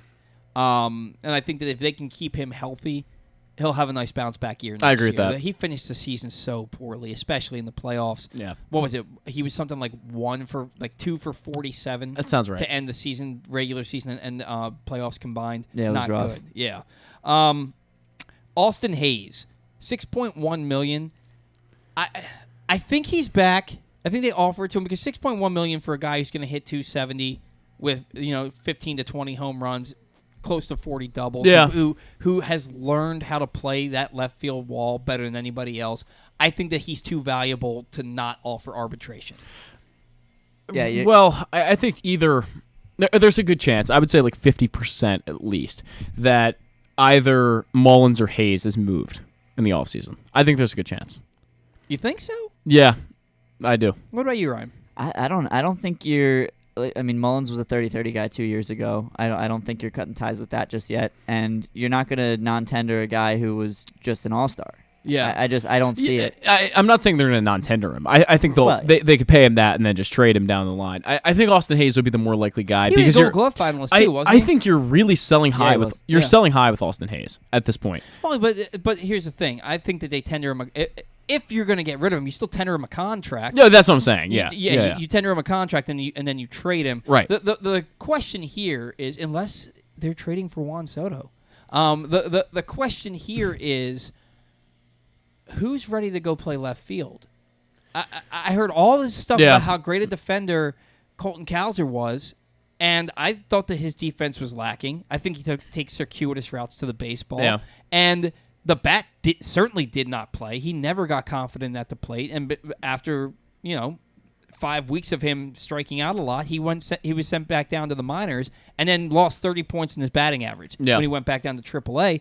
Are you trusting him to play left field every day? They clearly don't trust Heston Kjerstad to play the outfield because they put him in the outfield, and then after one out, they replaced him with Ryan O'Hearn. Yeah. In left field. Here's my thing. I talked about this with Connor Newcomb on his podcast, that Austin Hayes was a 2.5 WAR player. And I think on a 101-win team, which is what you expect to be next year as well, I think you can do better than that. But number two, from June 1st on, something like that, he was a 230 hitter. It was from the All-Star break on. He hit really well up until the All-Star break, and then after the All-Star break, he hit 228. Yeah, it was a longer. The number that Connor Newcomb presented me was much longer than that. He had June 1st or something that marked out, and he'd hit 230, 270 OBP. It wasn't very good since that number. So he started off really strong, and that's the tale of 2 seasons for Austin Hayes. That's usually what he does. He has one great half and another not so great half. So I just think the Orioles might be able to do better than that. And these guys are right up in here. We're going to have to close these blinds. Or I'm having trouble focusing. It's so loud. Ryan is just locked in. It's just yes, more leads. I was trying to finish that Austin Hayes thought. I'll put blinders on his face, Paul, the rest of the show. Well, we got actual blinds on here. That we can just this guy is no more than 5 feet from me right now. No, he's legitimately a yard and a half away from Yeah. Now a yard and a half away from me. I should knock on the window and give him the finger. That would be messed We're up. trying to do a show in here, man. I think I knew, too. He cracked a smile when he got near the end of the window. By the way, the Hyundai Elantra over there is getting bombarded with leaves. Are you watching this? I can't. It's covered in leaves already. It looks like a nice car. It's new. It's a Hyundai. I don't care. It's still a nice car. It's a new car, and they're just bombarding it with leaves. It's a Daewoo. What? Daewoo is this really old brand, and they specifically did VCRs and TVs, but they also made a car or two in their day. Daewoo. Cool stuff. Yeah, like Zenith. Anyway, Austin Hayes, I imagine that he's back. I am inclined to think he will be. I do see him as a trade candidate, later down the road. But I think in terms of trying to reach a deal in arbitration, I think he's as close to a lock as you can get. It's possible the Orioles could view it as one more season makes sense. Sell him going into his contract year next offseason, and then you'd still be selling somewhat high as long as he puts together a good year this year. The other but thing like you said, it's hard to know who's going to be taking that spot over if he's not the guy. Exactly. And another thing to consider is how many right-handed hitters do you have in your lineup? Yeah, I mean, when you look at it, you're going to have Gunnar. You're going to have. I'm talking about lefties. Right. You're going to have Gunnar, potentially O'Hearn, potentially Jackson Holiday, potentially Colton Cowser. Mullins lefty, Kjerstad's lefty. Kjerstad's a lefty, and then Adley and Santander are switch hitters. You do need right-handed bats in your lineup for sure. And I get it. They want a lot of lefties because it's easier to hit a home run in Camden Yards to right field. Yeah. And I totally get that. But you got to have righties, too. And Hayes is also a guy who can drive the ball the other way. So is Ryan Mountcastle. So is Mountcastle. Yeah, who's actually next on this list. Mountcastle's projected to make $4.2 million. I think that I know he's going to be tendered a contract. Yeah. How long is Ryan Mountcastle's leash, though?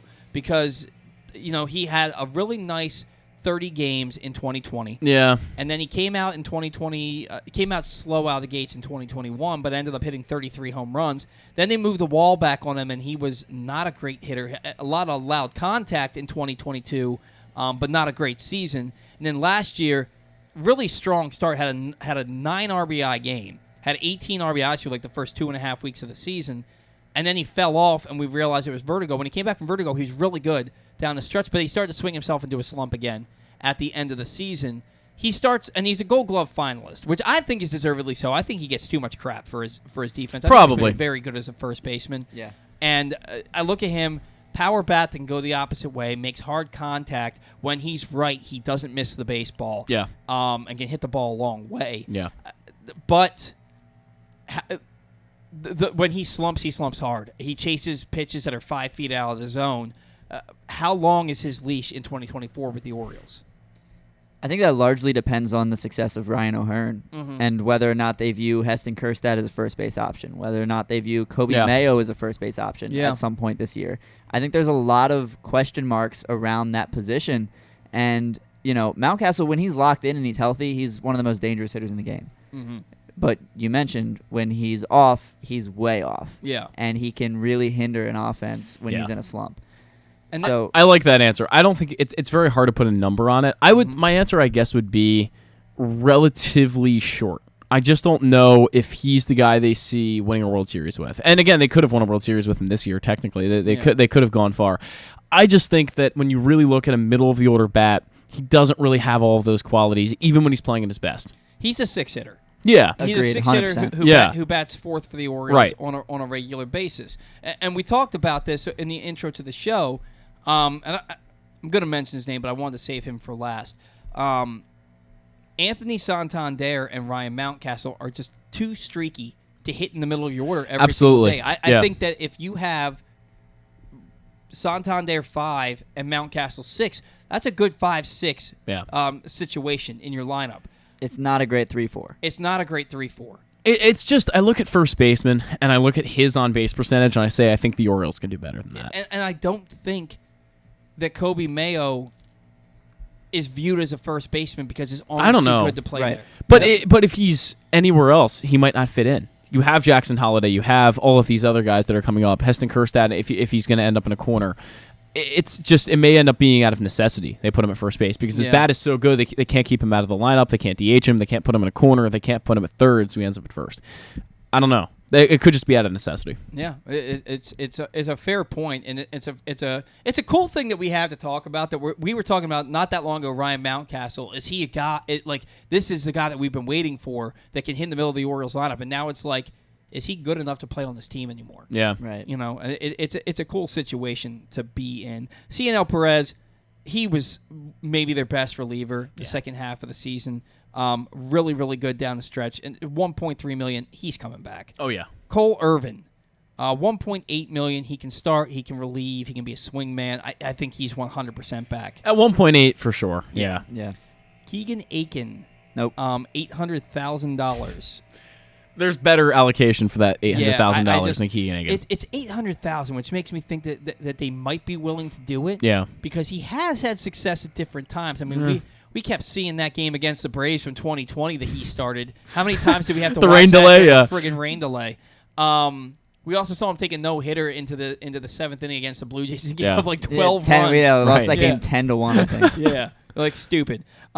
Jacob Webb, $1.2 million. Really strong start for the Orioles, and then he was awful. Yeah. The last half of September and awful in the playoffs. I'm paying Jacob Webb. You're paying him the $1.2 million. What about you? Yeah. I think so. I think he has a good enough track record that he's worth that money. Agreed. Yeah, I mean, he struggled down the stretch, but give him an offseason with the Orioles pitching lab, who knows what you got out of him. I don't think we saw enough from him to determine that his late season slump makes him not worth $1.2 million. I agree. 1.2 is pretty low. I mean, if you're arguing they should keep around Keegan Aiken at 800, which is a fair argument, you could make that. Webb at 1.2 is definitely a keeper. Yeah, he was good enough.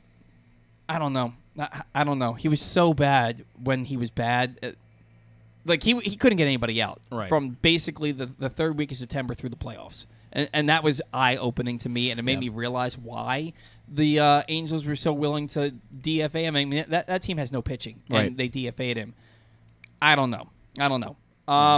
Jorge Mateo, $2.9 million, can't hit his way out of a wet paper bag, but he's stupid fast. Yeah, plays good defense, and like Stan said, when he gets on base, he scores.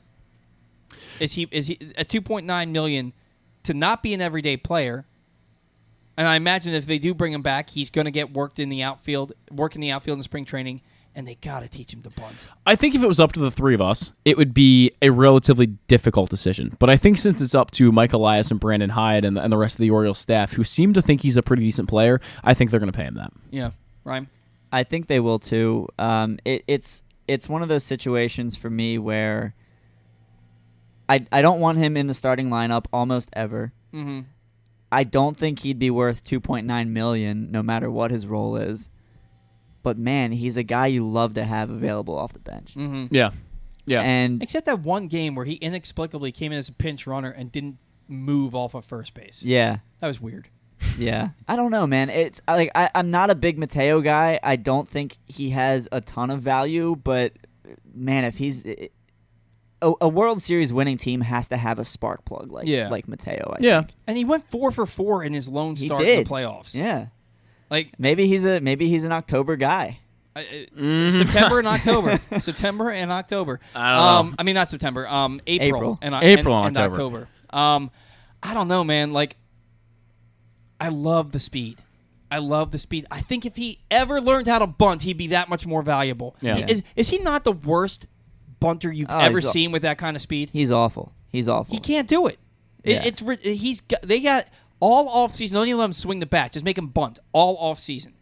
The thing is, like, if they cut ties with Mateo, I'm not losing any sleep. Yeah, and because if they bring him back, I'm not either. Like, all right, cool, sure. But if he starts 3 days a week, I'm going to be very upset. Yeah. You know? If he starts 1 day a week, he should never I start. agree with all the above. And if Joey Ortiz is hitting 320 for the first 2 months at AAA and Mateo is still getting regular playing time and Ortiz can't sniff the roster, then I'm going to be upset. I think Ortiz should have the inside track to be your utility infielder. I think so too. Coming like straight out of spring training. And he's another guy like Hauser. The bat didn't really come around, but I think his playing time was so sporadic. Yeah, though. it was. It's tough to settle in when that's the case. Hauser's a different story because he was playing just about every day when he first came up. Yeah. Well, not after the first couple weeks, he got a good run. Yeah. But they gave him the opportunity. He just never got it going. Ramon Arias, $2 million. He gone. There's no way they're giving him any money. No. There's no way. Unless they really truly believe if we tender him a contract, we can trade him. I just don't think that there's any chance. I don't even know if that's worth it. Yeah. I don't think so. Yeah. Tyler Wells, $2.3 million, no brainer. Yep. Right? Yeah. He can start for you. He can relieve No for you, brainer. back end guy, no brainer. And then Ryan McKenna, $740,000. He's a guy who's on the who could be on that cutoff line between his 2 years and 3 year service time. Brandon Hyde loves him some Ryan McKenna. Yeah. He just does. Yeah. But I don't see a scenario in which he makes sense for this team anymore. He doesn't, but I also would argue that he didn't last year when he played. Yeah. So, I don't know. I mean, it's a possibility. $740,000 is barely more than league minimum. That's like what, $50,000 more. No, Something. it is league minimum. It is league minimum. Oh It wow. is league Okay. minimum. Okay. Yeah. Then yeah, I think they'll bring him back. I'm trying to. Is he on the 40? And the other He didn't question even is, how offer many options does he have left? To be arbitration eligible, I think you have to be on the Oh, board. okay. Yeah. Yeah. Duh. He doesn't have any options left. That's the thing. Oh yeah, he has that, no options. that makes left. it tougher for sure. Yeah. See ya. I mean, you have to carry him all year. Here's the thing, though. They can pay him $740, bring him into spring training, and DFA him after that. He can be one of the last cuts. It looks like they gave him a chance, and then he goes. Yeah. I could see that. I can see that. Just a depth You piece in spring training. know if that happens, he's gonna hit 440 in spring training and make the team. Yeah. And he'll come north with the club as part of the 26-man roster on opening day. And Brent Hobby, like, he gave me no other choice. He just was that good in spring training because I love him. Like, that's what's going to happen. God. And then he'll drop a fly ball. He'll probably get claimed by the Reds off waivers and hit 330 for the first month of the season. Honest, dude, the Reds would be a great place Yeah, to they run really him. would. They really would. The more I think about it, the more, yeah. And actually, he wasn't the last guy. The guy I saved for last is Anthony Santander. Final year of arbitration. He's due to make $12.7 million. I think that the Orioles are no longer in a position where they can cut somebody because they're making that kind of money. And I think they offer him a contract. I don't know that means he's going to be on this team on opening day, but I think that they're going to offer him a contract. I don't think they're extending him. I don't think that they're going to expose him, and I don't think they're trading him. I don't. I think that I would agree. I think that Anthony Santander means too much to this clubhouse. I hate the idea that they aren't willing to give him an extension. Do you trust Heston Kjerstad to play right field? I don't think they do, and I don't think you can trust that. I don't think they like what he did at first base. Santander is a good right fielder who played adequately at first base, and he's a big clubhouse presence. He's got power from both sides. He's got more home runs over the last few years than any switch hitter in baseball. Yeah. I think he's a key candidate for an extension, and I don't think he's going to get it. This might be a dumb question. I'm going to backtrack a minute. I deleted Twitter off of my phone during Game 3 of the ALDS, and I haven't looked at it since, and I'm very happy with that decision. And so I've been a little out of touch lately. Aaron Hicks is contracted, right? No, he's he's not. a free agent. Okay, cool. All right, never mind. Then that makes the Santander discussion a little different. Here's the thing with Tony. Every year, I felt like he was going to get traded for, it feels like 10 years now. Yeah, I know agree. he hasn't been on the roster that I long. agree. And every year he goes on some hot stretch where the dudes on Twitter who believe in him talk about how there were a bunch of idiots who wanted Anthony Santander to get traded. Yep. It happens every year. It seems like an endless cycle, and I think we're going to experience that again coming into this year. Yeah, it's going to happen. I don't think he's going anywhere. I don't either. I think the most likely scenario is the one Paul laid out, where he plays out the season, nothing happens, they don't extend him, they don't trade him, and he just walks at the end of the year. I think that's exactly what's going to happen with him. I really think so. $12.7 million is not out of their price range at this point. They gave Kyle Gibson 11 or 10, and Jordan Lyles the year before. Adam Frazier $8 million. Yeah, exactly. So that's not out of the price range. He's arguably your third best hitter, fourth best hitter. So they're going to pay him, but I don't think they're going to extend him. I just don't see this team extending people, especially not right now. Yeah. I just don't see it. Golly, I wish somebody else owned this team. Soon enough, though. I think we're on the cusp of that. That's what it all comes back to at the end of the day. It does. Well, it really does. Yeah. It really does. If Steve Bisciotti owned this team, we would not be having these conversations right now. Right. They'd be talking to Gunnar Henderson and Adley Rutschman about extensions. Now, Scott Boras wouldn't allow that to happen in Gunnar Henderson's case. Anyway, I also just, speaking of Scott Boras, I just hate the way that contracts are done now, too, though. It's just so much. The way that Scott Boras just kind of plays these teams, I just kind of hate it. I mean, you saw what happened at the winter meetings last year with the whole judge situation and all of that, and just, I don't know. It gets old seeing the way that these agents and teams have the dynamics that they do. I don't know if that makes any sense at all. The fact that he gets to hold court. Right. At the GM meetings and the winter meetings. Right. And it's like 200 reporters surrounding him. Yeah. It's a spectacle. It's the highlight of the week. Yeah. Yeah. Stupid. It just gets old seeing the fact that you have to really be able to, I don't know, like convince these agents in every way. And then agents are also telling players to, to go shorter and shorter with arbitration and not sign contracts early on so they can sign long contracts after they become a free agent after their sixth year. I don't know. All of this is just, it's changing very quickly, and I'm not sure I like it. Yeah. If that makes any sense. I don't think my point's very comprehensible, but I hope it made a little bit of sense. I think it made sense. Yeah. And I agree. I mean, you got someone like, Gunnar Henderson on your team, and you're thinking this guy should be a career-long Oriole, and you just don't know because of the landscape of baseball right now. You just don't. Exactly, right. I mean, very well, the advice that he gets is not going to be the advice that we would, as Orioles fans, would want to hear. No, absolutely not. He represents Gunnar Henderson and Jackson Holliday, and we want both those guys to be extended, right? And they're not going to be. Yeah, and let me give an example to make my point a little more clear. If Cal Ripken, for example, had an agent like they have today out there, I think things would have probably been different. He might not have been an Oriole for his whole career. Guys don't play with teams for their full careers anymore, except for the older generation guys like Clayton Kershaw, Joey Votto, Adam Wainwright, those guys. Yeah. No, yeah, I agree with you, and it sucks because right now you have some of the best young players in all of baseball. Right. And it's why you got to strike while the iron's hot, because 5-6 years from now, those guys aren't going to be on your team anymore. Right. Like Juan Soto would have been a career national if this was like 2005. Yeah. Yeah. I really believe that. Yeah. We got to catch a break. I want to remind you that today's show is brought to you by Pressbox's Glenn Clark Radio. Glenn Clark Radio is the definitive place to find the best daily discussion of Baltimore sports. Watch the show every weekday from 10 to noon at youtube.com/PressBoxOnline or facebook.com/PressBoxSports, or listen at PressBoxOnline.com/radio, with podcasts available on iTunes, Spotify, or anywhere you get your podcasts. You never know who might pop up on GCR. This week, the guys are joined by ESPN Sal Palantonio, Ravens Super Bowl 35 champions Jermaine Lewis and Anthony Mitchell, and Basketball Hall of Famer Spencer Haywood.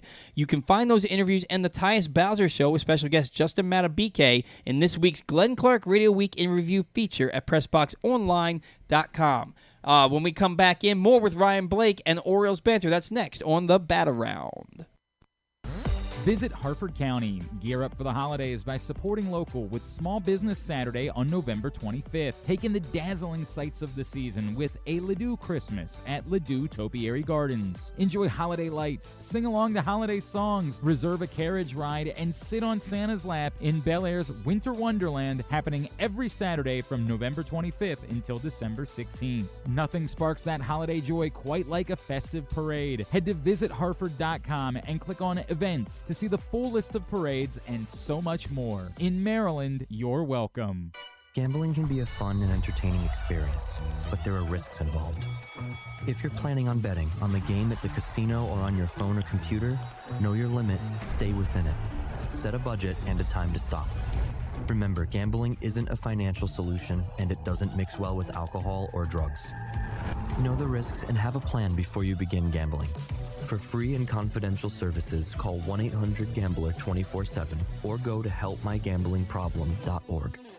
Come for a game, stay for everything else. Book an unforgettable fall getaway in Charm City. Enjoy only in Baltimore festivals, mouthwatering eats, and endless entertainment. Treat yourself to a staycation in the heart of downtown, or try one of the city's many charming neighborhood hotels. And don't miss out on packages for free parking, breakfast, and more. Plan your stay at baltimore.org/hotels.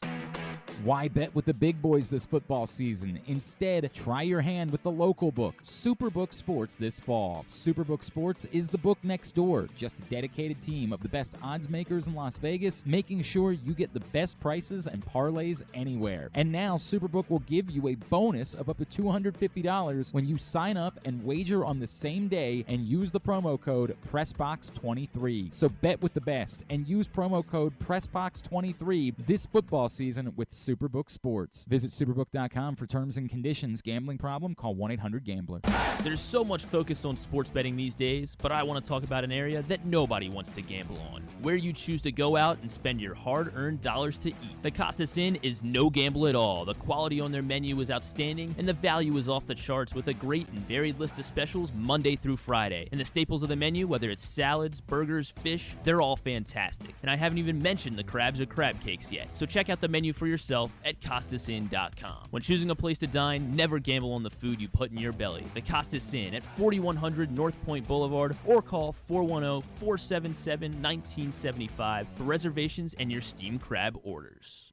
What's up, everyone? It's Tyus Bowser, and I've had so much fun hanging out with Rita and putting up with Glenn the last couple years that I've decided to do it again. Season 3 of the Tyus Bowser Show is happening this year, as we'll be all over town, giving you the chance to get to know me and some of my teammates. As we talk football, life in general, and just say what needs to be said. You can find out more about the show by going to PressBoxOnline.com/Bowser. If you don't live in the area, you can watch the shows live on Facebook and YouTube. And if you miss one, you can listen Friday nights at 105.7 The Fan. So we'll see you all season long for the Tyus Bowser Show, a partnership of PressBox and Great Ace Memorabilia. The next Tyus Bowser Show is Tuesday, November 21st at Mother's North Grill in Timonium. It's brought to you by Superbook Sports, AJ Michaels, and HelpMyGamblingProblem.org.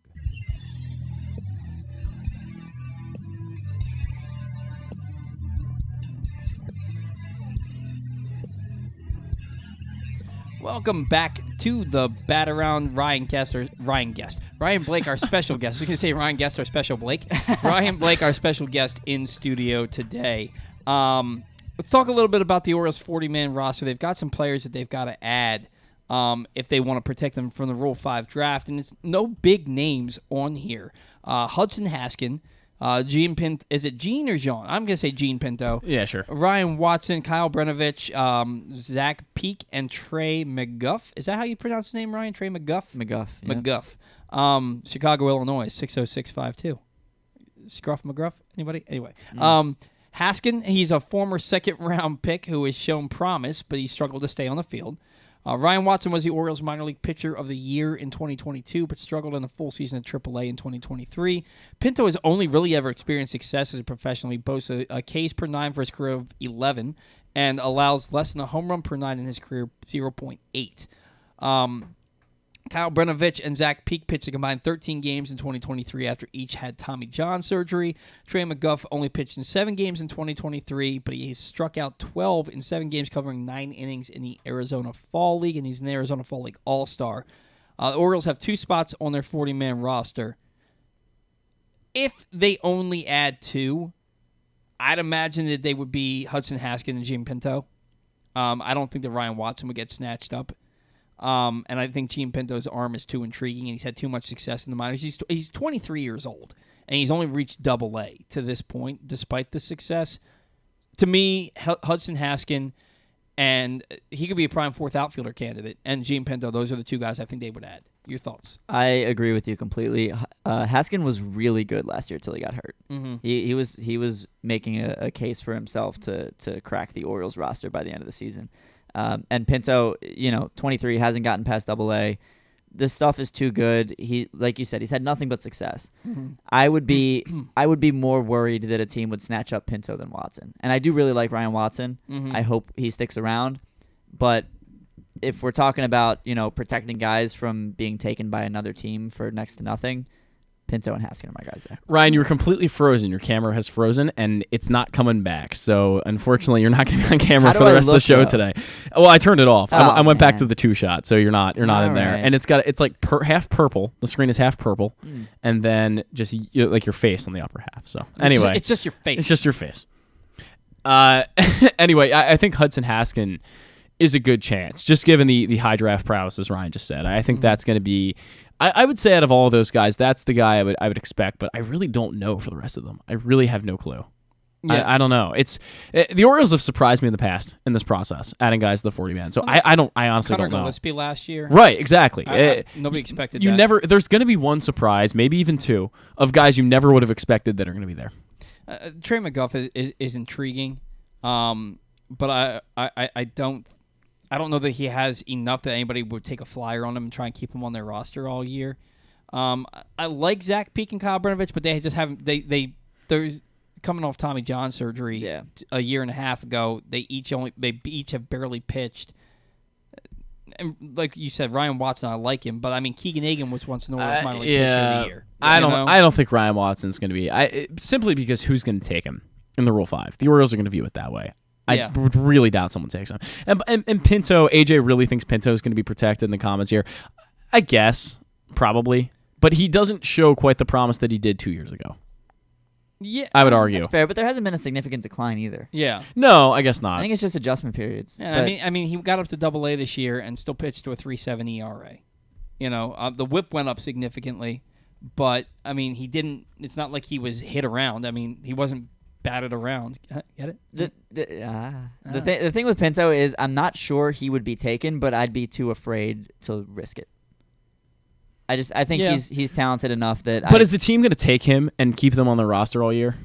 I don't know. Yeah, I mean, he would have to pitch out of the bullpen. He's never even pitched in AAA. It's intriguing and it's crazy because are any of these guys that you really care about if they do get taken? No. In the Rule Even 5 Hudson draft? Haskin, regardless of the second round status. Yeah. No.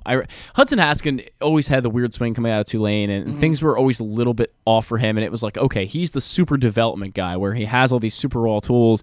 He could turn into something big down the road. I'm not sure he's been that guy. He's been okay. He's been a really solid player. He just hasn't been on the field. He's played 225 games in 3 professional seasons.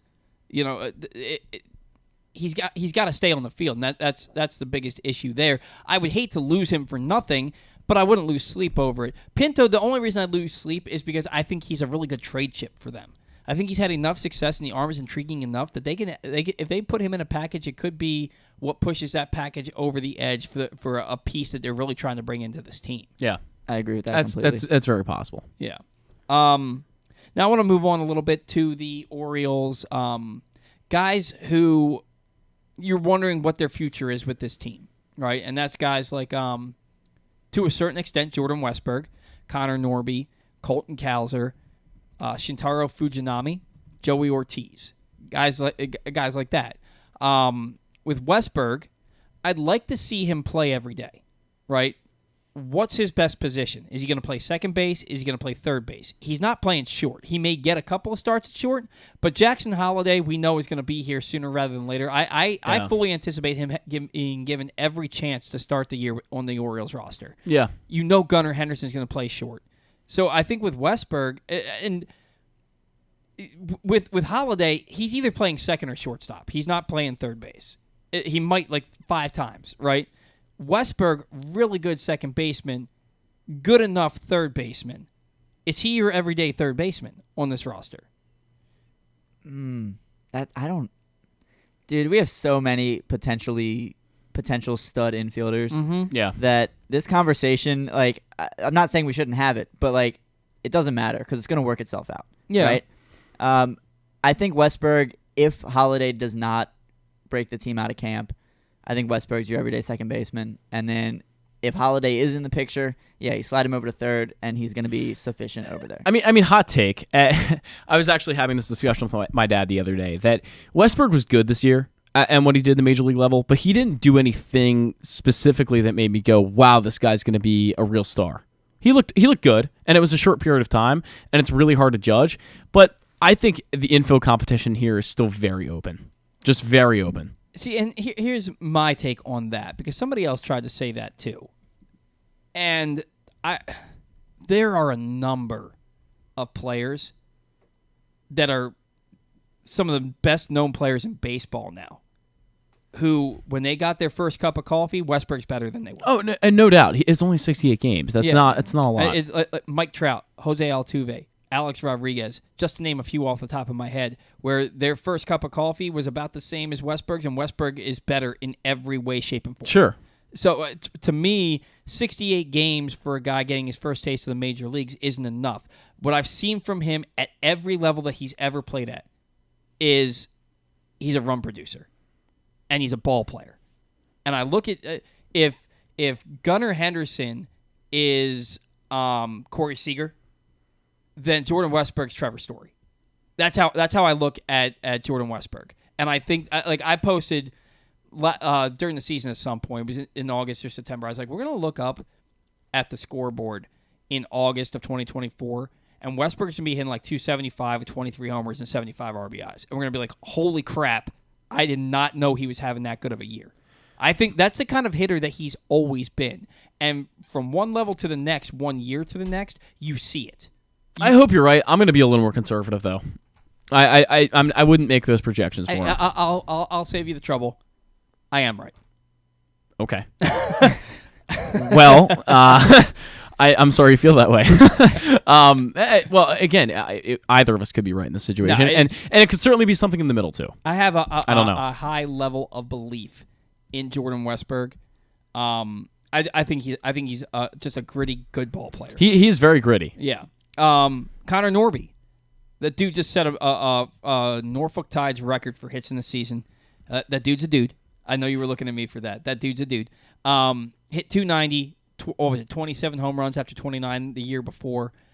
Another guy he just hits. He's a good hitter. The defense got a little bit better this year, but he's a second base only guy. Is he a guy that is in this organization? Is he? And when we did this last year with different players, more valuable to the Orioles as a player or as a trade piece? Are you saying he's a second base only guy because he hasn't been good in left field? Because he did play a lot of left. I could be completely wrong. He played 27 games in the outfield last year. He played 26 in left and 1 in right. Because I did see a couple highlights of him making some nice plays out in left field. Well, so maybe there's some potential there. That's another point. These guys are both good athletes. With Westberg and Norby, one of those guys could be moved to the outfield. Yeah. Right? So, and I think it would be more likely to be Norby than Westberg because Norby got a chance to play out there and played fairly well. Yeah. And Westberg's glove is really good at basically three positions in the infield. I think Norby is the way I look at it, I want Norby to be a better hitter than Westberg. And that's where that's where I am on them right now. I don't know if that'll end up being the case. Why? But I think Norby's got really, really, really good bat-to-ball skills. Everything I've seen out of him, his bat-to-ball skills are excellent, and I think there's a little bit of power there that he hasn't even tapped into yet, and that could certainly be the case for Westberg too. But Westberg is going to swing and miss a little bit more than Norby, and I just tend to like guys that are better bat-to-ball guys. I can agree with you on that. I think Westberg swings and misses at times. Where fastball right down the middle, he swings right through, and you're like, how did you miss that? By the way, good news, leaf truck is about to come pick up all these leaves, just like you said it would. Very cool. It's good news. Hey, I'll save you the time. I'm right. You were right. It's a weird looking truck, though. I don't know. Interesting. It's a leaf truck. Good stuff. They have like one of those big hoses that comes out of yeah. That's just going to suck them all up. Grind them up. Yep. I do agree. I think that Norby's got the better overall bat, but I think the better overall player is Jordan Westberg. That's fair. And like you said, the defense is better, more versatile. Could certainly be the case. I think he's a little faster too. Yeah. And the reason I think the Orioles started to play him in left field down in AAA a little bit last year is because they want him on this roster and they want him to have the positional flexibility to be able to be in the lineup on a somewhat regular basis. And here's the thing: if Connor Norby's bat is, I'm just thinking like a Brian Dozier. I hate Brian Dozier. I do too, as a person. Why? What did Brian? Isn't he a guy that complained about someone bunting in Chance Sisco. It was Chance Sisco. Yeah, Sisco bunted in the eighth inning of a one-hitter. It was like game 2 of like 2018. Yeah, probably. Jose Barrios had given up 1 hit in 8 innings, and apparently that means we're supposed to stop trying because it's a 7-0 game. Right. Dude, whatever. No, I don't like Brian Dozier, but Brian Dozier's bat when he was in his prime was money. He was one of the best offensive second basemen. I like that comp, yeah. And if Norby can continue to hit for power at the big league level, I think you have to find a place for him. Yeah, it's going to be hard though. Again, it's just it is. And that's why you said at the beginning of the segment that this conversation is really hard to have because it will work itself out, but probably not even in the way we think it will. Yeah. It's a tough conversation. Joey Ortiz. I am so high on Joey Ortiz. I think his bat will play better at the big league level than a lot of people do. I think he's got really quick hands. I think he's also got good ability to find the barrel. And the defense is elite at second, short, and third. I have a hot take. Can I give a hot take? Yes. Joey Ortiz will have a higher career Major League WAR than Jordan Westberg. Really? Yep. Will he do it for the Baltimore Orioles? I have no idea. See, funny thing is, I'm not incredibly high on Ortiz either. I'm way higher on Norby than I am Westberg and Ortiz, personally. Well, I'll save you the time. I'm right. No, I'm just kidding. Jeez. No, the thing with Joey Ortiz is I think he's the Orioles' biggest trade piece because I think he can start at shortstop for half the teams in Major League Baseball right now. He could, absolutely. And I think that he is 100% their biggest trade piece, and I think that he, in That's a probably package, can bring you a lot. I mean, I'd deal any one of these guys. Any one of the three we just talked about, I'd be happy dealing if it gets you something of substance. Because here's the thing with Ortiz, right? Gunnar Henderson's going to be your shortstop. Mhm. And if it's not Gunnar Henderson, it's going to be Jackson Holliday. Ortiz, where his value would come into play is being a shortstop.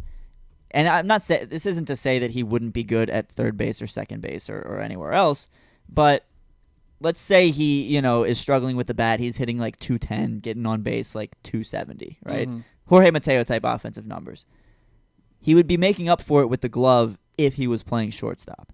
And I'm not sure he will be playing shortstop for the Orioles.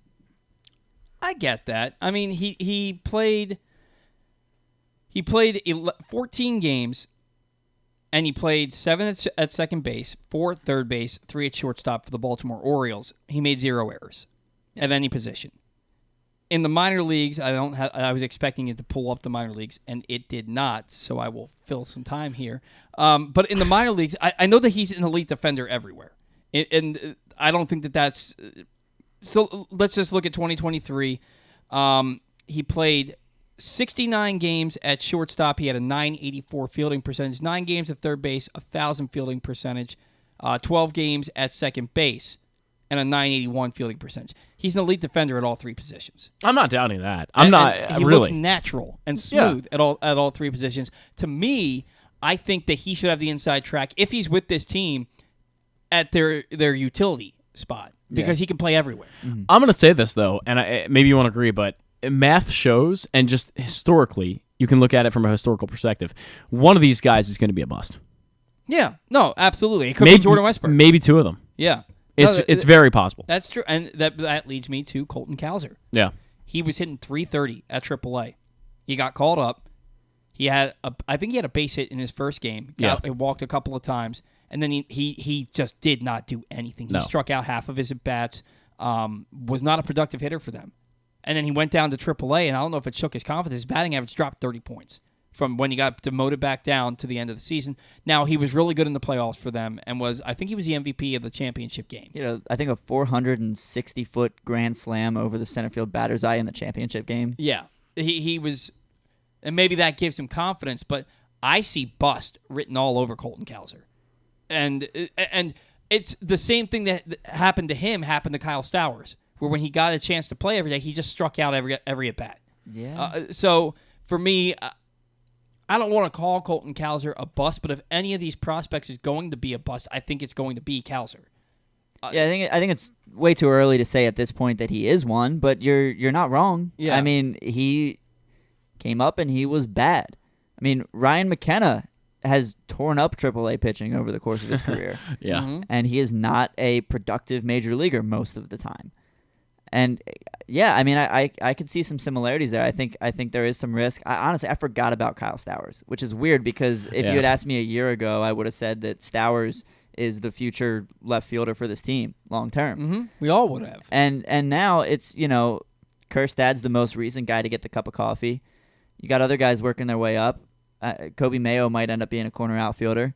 Where does Cowser fit in? I don't know. Yeah. First of all, Kyle Stowers never going to be a player on this team.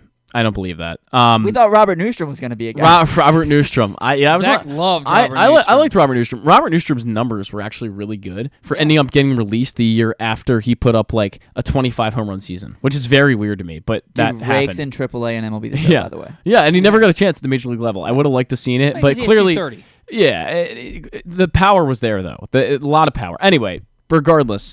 You could certainly be right. I'm definitely not going to jump to call anyone a bust yet after 30 major league games, but sure. I mean, it certainly could happen. Again, really any of these prospects they have.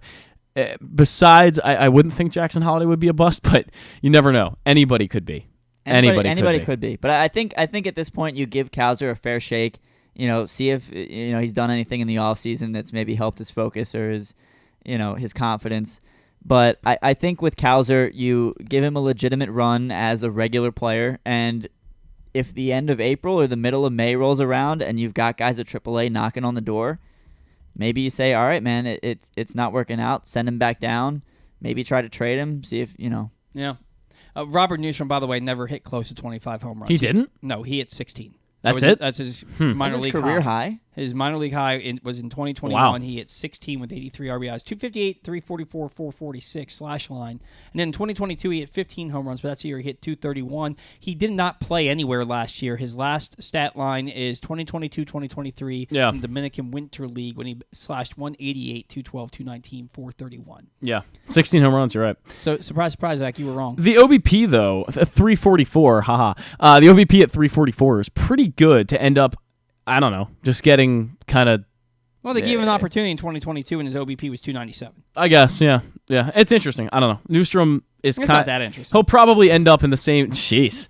I'm sorry I brought up Robert My Newstrom, God. I think it's kind of a similar story to Kyle Stowers, though, in a lot of ways, where the power is there, the swing and miss is probably really high.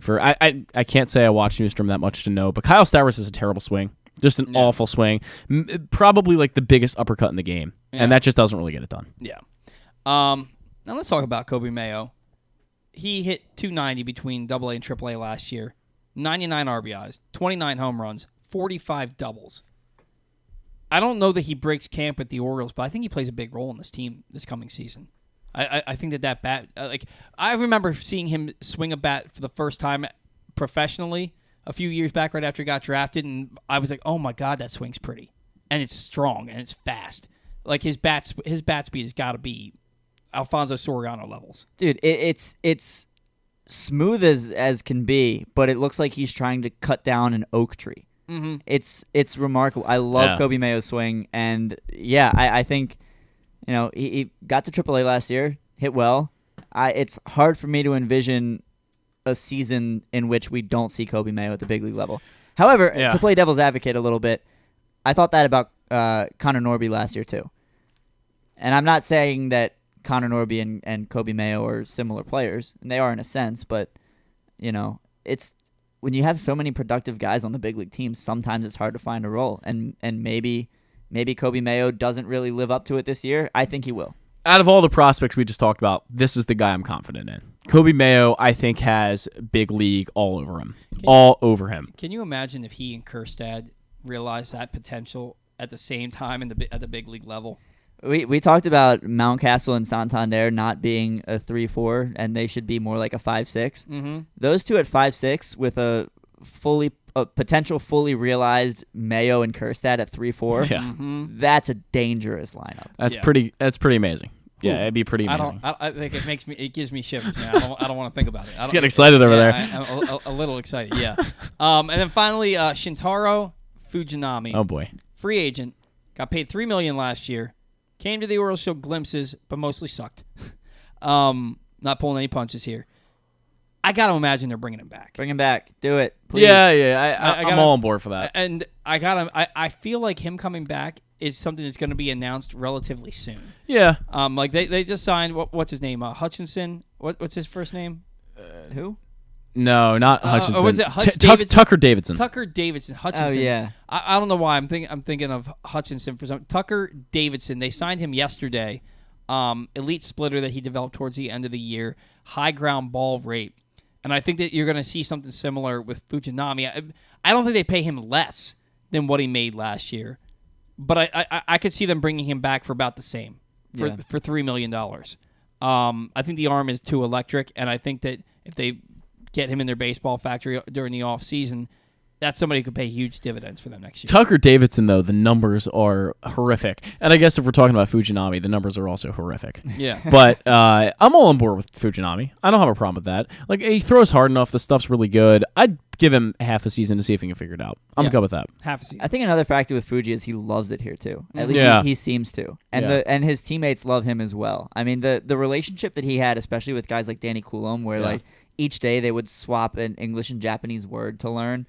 It's great, and it's interesting. A lot of Japanese players that come over from playing in that league tend to like the West Coast better for some reason. I'm not entirely sure why, but it's close. I guess it's closer to Japan. It's like a 6-hour flight. That's it. Wow. Okay. Yeah, so that makes sense. No, it's got to be longer than that because it's like 5 hours from California to Hawaii. Yeah, I don't know. It's not that far. It's not super far, but it makes sense that they would like that side of the U.S. better. But he certainly seemed to love Baltimore, and you saw him being kind of the life of the party in the playoff celebrations the Orioles had. So I think just on that fact, you can bring him back and be like, let's give this guy another shot. And I love how he's brought in to pitch in important situations the day after these huge celebrations. Right. Both times. Yeah. Both times, and he's just pitching hung over his hell. By the way, speaking of Orioles hangovers, the Cavender Twins podcast. Do you remember when Adley Rutschman went on that and he was like, "I've never drank in my life"? No. he claimed that he had never drank. When was that? This was like a month ago, probably. Oh, come on, Adley. Yeah, it was. It had to have been said tongue in cheek. It probably was, but they were like, "Oh, how do you?" They asked him like, "How do you cure hangovers before games or something?" And he was like, "I've never drank in my life." Oh, that's gotta be a joke. That's 100% a joke. I don't know. And then people in the comment section were just posting that picture of him sitting there the day after he was, the Orioles had clinched the playoffs. He was sitting there with his hood up, just looking dead. Oh, my camera doesn't work. Your camera doesn't work. I'm sorry. Well, yeah, the dead stare. The dead stare. It's a good recreation. We can see it at least. We got to catch a break here. Today's show, we not sure. I guess it's brought to you by Veterans Day. Hand that over to me, Paul. As we celebrate Veterans Day this weekend, Towson University is hosting a huge celebration tomorrow, starting at 10 a.m. The event is geared towards vets with guest speakers and workshops geared towards veterans issues, plus veteran vendors, job opportunities, and service opportunities for the veteran community. But the whole day is a family-friendly celebration with live music, a DJ, a family fun zone, and free food from Mission Barbecue, plus a Ravens-Browns game watch party. And Glenn Clark, Ken Zales, and Femi Ayambadejo live for Project Game Day after the game. The entire event is free for everyone, whether you've served or not, but we encourage you to invite any veteran you know. Come out, connect with the community, have a ton of fun, and meet a Super Bowl champion. Join us at Towson's University Union tomorrow between 10 a.m. and 5 p.m., Zach Goodman's old hangout, and happy Veterans Day to all who have served. When we come back in, we'll close things out here on the Bat-Around. Come for a game, stay for everything else. Book an unforgettable fall getaway in Charm City. Enjoy only in Baltimore festivals, mouthwatering eats, and endless entertainment. Treat yourself to a staycation in the heart of downtown, or try one of the city's many charming neighborhood hotels. And don't miss out on packages for free parking, breakfast, and more. Plan your stay at baltimore.org/hotels. What company has the expertise to make your home healthier by purifying your air and killing all viruses, allergens, and bacteria? A.J. Michaels, Heating and Air Conditioning in Baltimore and Annapolis, ajmichaels.com. Gambling can be a fun and entertaining experience, but there are risks involved. If you're planning on betting on the game at the casino or on your phone or computer, know your limit, stay within it. Set a budget and a time to stop. Remember, gambling isn't a financial solution, and it doesn't mix well with alcohol or drugs. Know the risks and have a plan before you begin gambling. For free and confidential services, call 1-800-GAMBLER 24/7 or go to helpmygamblingproblem.org. Whether your focus is luxury and comfort, convenience and technologically advanced connectivity, or sporty performance and aggressive styling, we've got the perfect Highlander for you. Check out buyatoyota.com for deals on new Highlanders from your local Toyota dealer today. What's up, everyone? It's Tyus Bowser, and I've had so much fun hanging out with Rita and putting up with Glenn the last couple years that I've decided to do it again. Season 3 of the Tyus Bowser Show is happening this year, as we'll be all over town, giving you the chance to get to know me and some of my teammates. As we talk football, life in general, and just say what needs to be said. You can find out more about the show by going to pressboxonline.com/Bowser. If you don't live in the area, you can watch the shows live on Facebook and YouTube. And if you miss one, you can listen Friday nights at 105.7 The Fan. So we'll see you all season long for the Tyus Bowser Show, a partnership of Pressbox and Great Ace Memorabilia. The next Tyus Bowser Show is Tuesday, November 21st at Mother's North Grill in Timonium. It's brought to you by Superbook Sports, A.J. Michaels, and helpmygamblingproblem.org. 6 chicken tenders made from fresh, never frozen Royal Farms world-famous chicken, a family-sized order of Western fries, honey mustard dipping sauce, and a 2-liter bottle of Dr. Pepper. It's Royal Farms' new Tucker's Tenders Meal. It's Justin Tucker's favorite, and at only $19.99, it'll be your favorite meal too. The new Tucker's Tenders Meal, available only at Royal Farms. Now you can kick back, relax, and eat like a champion. Real fresh, real fast. Royal Farms. The latest edition of Press Box is available now. On the cover, Todd Karpovich profiles the Orioles survivors: Anthony Santander, Austin Hayes, Cedric Mullins, and Ryan Mountcastle, who all came from the previous regime but stuck through tough times to be key pieces in guiding the franchise back to prominence. Also inside, we remember the iconic Brooks Robinson with tributes from Jim Henneman and myself, Stan the Fan Charles, and a trip down memory lane to remember the most significant moments of his career. Plus, we meet players from college basketball programs around the state. Pressbox is available for free at over 500 area locations, including 60 Royal Farm stores, and you can always find the entire edition, as well as the best daily coverage of the Orioles, Ravens, and Terps at PressBoxOnline.com.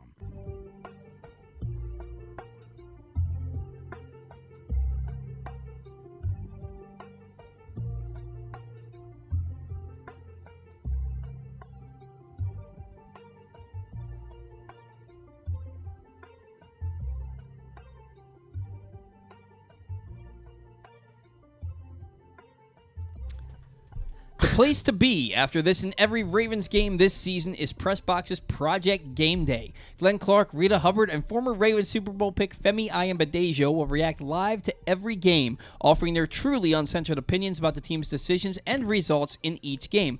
Plus, they'll be joined by other special guests during the year, and you can chime in live during each show as well. Watch the shows live at youtube.com/PressBoxOnline or Facebook.com/PressBoxSports, and check Glenn Clark Radio or the NFL Chick on Twitter for a Zoom link that will allow you to be a part of the show. So join Glenn, Rita, and Femi tomorrow for Ravens-Browns tomorrow and every game day this season. He put tomorrow twice.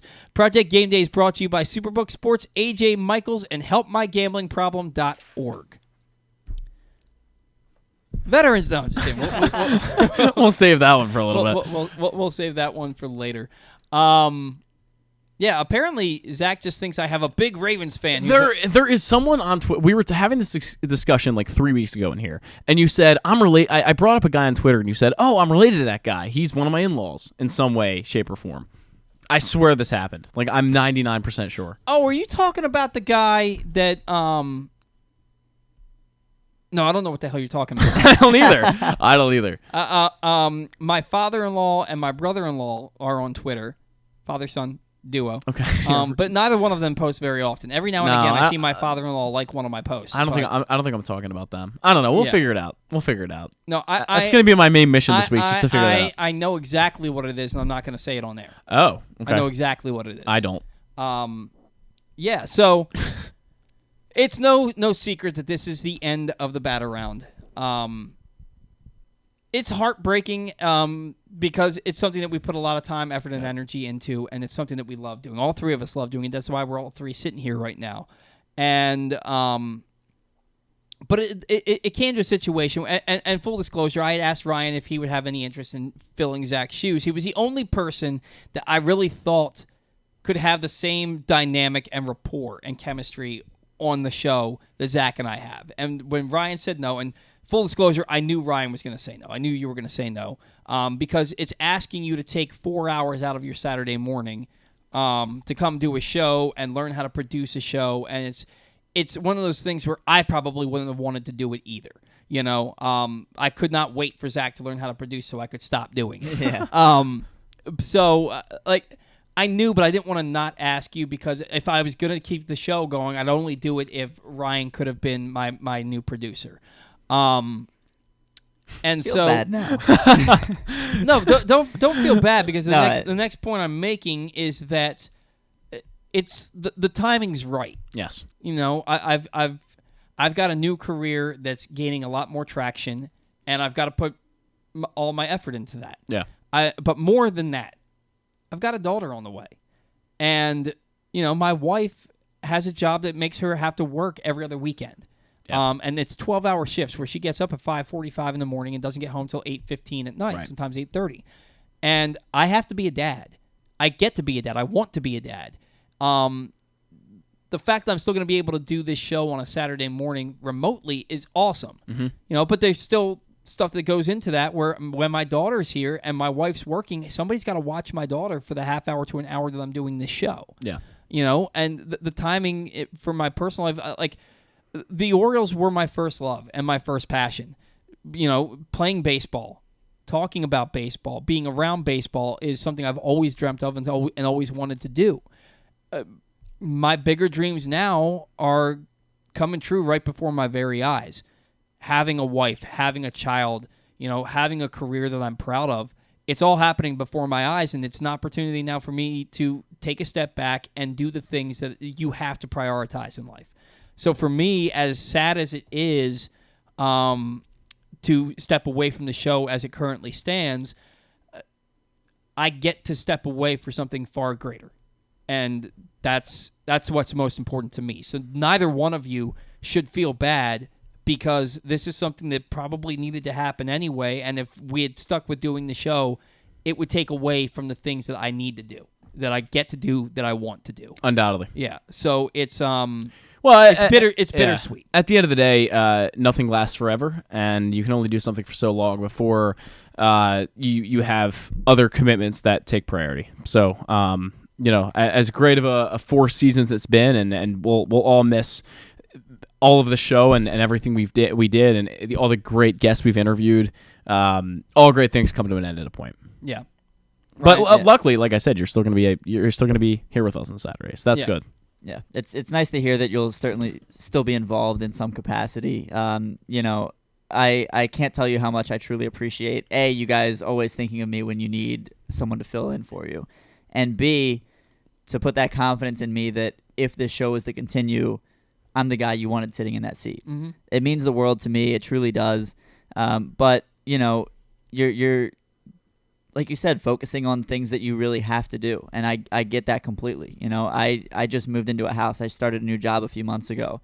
I'm getting married in June. We're gonna want to have kids shortly after that, and that's what's not to undermine stuff like this, but that's what's truly important in life. Mm-hmm. And so, I don't fault you at all for, I know you're moving on to bigger and better too. So I don't fault you for that. I appreciate that you're able to look at it from that context where it's not, this isn't the end of the world. This isn't ending because it has to. It's ending because you kind of are going a different route, and I think that's okay. But it's clear that you both care so much about the show. You've put your heart and souls into it. It's always an honor for me to be able to come in and fill in, and I can see the effort that goes in from both of you and the true love that you both have for talking about the Orioles and the Ravens, and it's really special. So on that token, it's sad to see the show end in this capacity, but on the other, I think you both should be immensely proud of what you've done. Yeah, it's funny. You almost take it for granted. Like it became routine. Saturday mornings, we're in here, we're doing this show. We did it for 4 seasons. Yeah. And it you don't realize, and I didn't really realize how successful we've been with this show until I told Dan Connolly. I tried to get him on last week's show, and he just couldn't make it work. I told him the show's coming to an end after 4 seasons, and he said, first and foremost, you should be damn proud of yourself that you lasted 4 years. That's a long time, and most people can't do that. Yeah. And when Dan Connolly said that to me, I had to take a step back and be like, he's not wrong. Most podcasts, I think, last 11 episodes. Because commitment's tough. Yeah. Commitment is really tough. And to be able to, and this is all to your credit, and not nearly as much mine at all, of being able to come up with fresh ideas, especially throughout an offseason that doesn't really provide much news, especially on the Orioles end. There just isn't much going on. It amazed me every week how you could come in here with something fresh to talk about and make it an interesting show for 2.5 hours. That's an amazing thing. And, I didn't really write the shows in the capacity you did, other than when Ryan and I were together. But that is an amazing thing. Well, thank you. I when you care about something, like it's what do they say? When you do what you love, it's not work. Yeah, it was work. it was work. Let's be honest. The payoff pitch around the league, that's work. Yeah. The payoff pitch around the league is work. Coming up with shows that don't go stale in the off season. Coming up with shows for 3.5 months while they were locked out. Yeah. That was some of the hardest shows we've had to do. I remember writing ones for when Ryan and I were together, and I would go, I don't know how in the world he does this, because I can't come up with questions for the guests. Like, I just don't know what to say other than what we said 20 minutes ago. We're talking about, talking amongst ourselves. So it's a tough thing to do. It's not easy, but you do it because you love it. And I'll tell you, doing the show, hosting the show, I love this. Yes. I love this. Yep. The preparation, I hate it. I hate the preparation because during the offseason, it's behind the curtain, it's a little bit easier because you can write the show throughout the week. Right. Because nothing's going on. And if something happens, it doesn't matter when it happens as long as it happens before Saturday morning. You can put it into the show. Right. During the regular season, you really can't do the show until Friday night. Yeah. And you really can't do the show until after the game is over on a Friday night. So if they're playing at 7 o'clock and the game's over at 9:30, or they're on the West Coast, or there's a rain delay, I can't tell you how many times I was up till 3 o'clock in the morning writing this show. Yeah. And the payoff pitch around the league, not only giving you the scores, but coming up with a tidbit for each game, that sucked, dude. It was the worst part of the show. But I did it because I wanted to, and I knew that when I got in here, it would pay off. It's informative and it's a good thing to do. No doubt. Putting the show together, the preparation awful, but the results every Saturday is something I'm really proud of. Yeah. So something I think we should all be proud of. And Paul, as Ryan said, thank you for the opportunity to be here for 4 days. For 4 days. 4 days. Sound like you're thanking Glenn at the end of every week. Wow. Going off over there. 4 years. And, putting the trust in me to Bruce's show and giving me a platform to actually talk about my ideas. I love to talk. Who doesn't? So being able to come on here and just say what I think about a number of topics, baseball related, football related, it's definitely something I will miss, and I won't have the chance to do anymore. So that is something I do truly appreciate. It was a pleasure, man. I appreciate the friendship we've grown because of this show. No doubt. Ryan, it looked like you had something to say. I don't want to ruin the vibes that are going on. Does your phone bend in half? Yeah, it's a Galaxy Z Flip. Yeah, I effing hate it. Okay. See, here's the problem. Paul broke one. Well, not Paul broke one of those. It broke itself, and then they just gave him a new one. Oh, yeah. Nice. Well, yeah, I didn't want a new one. I watched it bleed out internally right in front of me. It was very sad. This is the day didn't we play golf together on that day? When it bled out? Or was it the week before or something? It was on a Friday. It was okay. It was on a Friday right before I had to do this show the next day. God, that's what it was. Okay. Can the three of us go play golf at some point? Oh yeah, for sure. Absolutely. I didn't know you played. I didn't know you Yeah, played on occasion. Okay. I'm not great. Nice. Okay. Neither one of us are great. Zach, for some reason, has this expectation that he deserves a hole-in-one. Like at some point, I'll get one. He got. I've been playing my entire life. I've never had one. He put a ball 4 feet from the cup. He took a picture of it, sent it to me, and with the caption saying, "Oh no, it was not 4 feet. Is a huge exaggeration. It was 4 feet. It was not 4 feet." He said, "I'll never get a hole." I still have the picture on my phone. I'll show it to him after the. It was not 4 feet. It was like 4 feet from the cup. Okay. And he said, "I'll never get a hole in one." I'm like, "You say that like it's an expectation." It was less than 2 feet. No, it wasn't. Less than 2 feet. My Uncle Mike, terrible golfer, has 2 hole-in-ones. That's insane. Yeah, that's possible. I mean, my uncle has 3 of them actually. I hit the pin once. I never will again. Yeah. Well, Zach was actually playing with me when I was the first time I ever swung my brand new 7-iron. We were playing at Geneva, not this past year, but the year before. It was in March, and from 177 yards out on the par 5 12th hole, I drained it. Yeah. Wow. For an eagle. Yeah. That's the Very only nice. thing that's even remotely close to. I mean, I've put balls like 10 inches from the cup, stuff like that, but I didn't send somebody a picture saying I'll never get a hole-in-one. Well, I'm getting destroyed on the show, Ryan. I don't know. It's been a tough morning. There's some animosity from the other side of the table. Exactly. He's breathing fire. Anyway, but two times recently. So the time I played with you, I shot 9 over, and then recently I went out and I shot 9 over. So if that can become more and more of a pattern, I'd be happy with that. You said none of you guys are good. He's out here shooting 9 over par. It's only been twice. The first time that he did it, he had never beaten me. Yeah. And then we went out and played at the Wetlands, and I had just shot an 84. And then I went out to play with him on a Sunday, and he shot an 81. No, I shot an 80 because the par was 71. Oh, yeah. He shot an 80, and I shot like a 93, and I was so upset about it. I was like, this MFer's been playing golf for 2 years, and he's out here shooting an 80. Yeah. And I sabotaged him. I did it. As soon as I did it, I was like, why did I say that to him? I think it was subconsciously, like I did it intentionally. We were going to the 17th hole, and all he had to do was go bogey, and he would have shot a 79. Yeah. And I told him that, knowing full well that he was probably that it was going to get in his head. Yeah. And then sure enough, he went bogey, double bogey. Yeah, the 17th hole wasn't like a complete disaster. Like, it was okay. I had a really bad tee shot and was able to save it and make bogey. The 18th hole was a freaking disaster. His drive went in the water. Yeah. And he took a 6. Yeah. And, like, he had like a 12-foot putt to save the bogey. No, never was going to make that. And he missed it by a good bit. Never was going to make that. One of the worst putters I've ever seen, to be perfectly honest. Okay. You haven't gone golfing with me yet. He's gotten better, though. Listen, if I'm one of the worst putters you've ever seen, I'm not going to shoot 80. I mean, frankly, that's the truth. And second of all, I just said you've gotten better, but a lot better. It's not even close. You can't even compare 3 years ago. The reason that you shot an 80 is because I've never seen you put so many shots within. You were on a regulation a lot, and you put a lot of shots within 8 feet of the cup. Okay, well. What's your point? The point is you don't have to be a great putter. Yeah, that's fair. To save par from 8 feet. When I played last time, and I was playing with a coworker who I've never played with before, and apparently he counts putts, so he was doing the scoring. And I said, okay, I'll let you count my putts. I had 16 on the front 9, 15 on the back 9. Yeah, no, that's not bad. You are a significantly better putter. Yeah. In the beginning, it was really bad. Yeah, it was.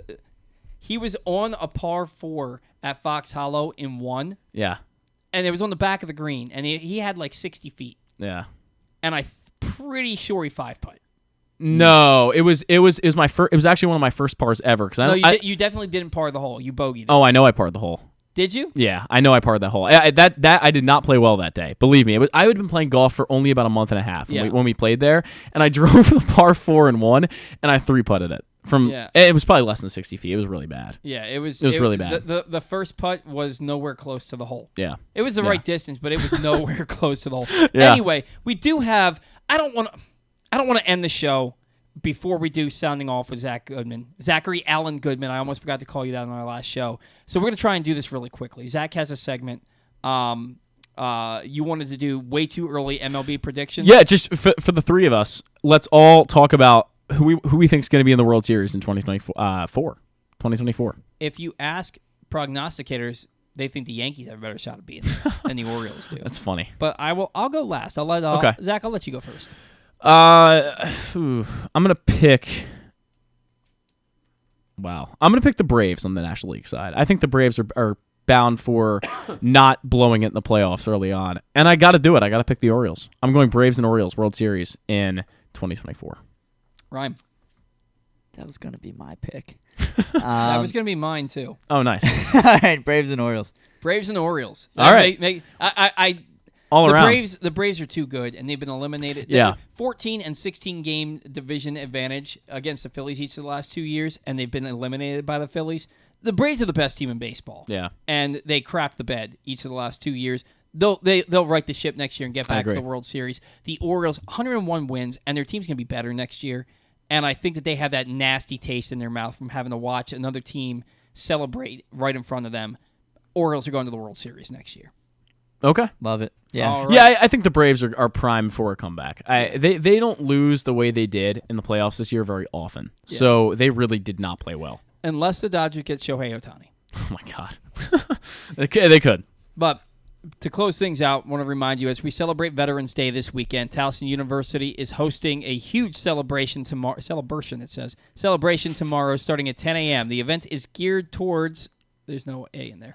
The event is you didn't have to stop reading to show me. Yes, I did. The event is geared towards vets with guest speakers and workshops geared towards veteran issues. Plus veteran vendors, job opportunities, and service opportunities for the veteran community. But the whole day is a family-friendly celebration with live music, a DJ, a family fun zone, and free food from Mission Barbecue. That's awesome.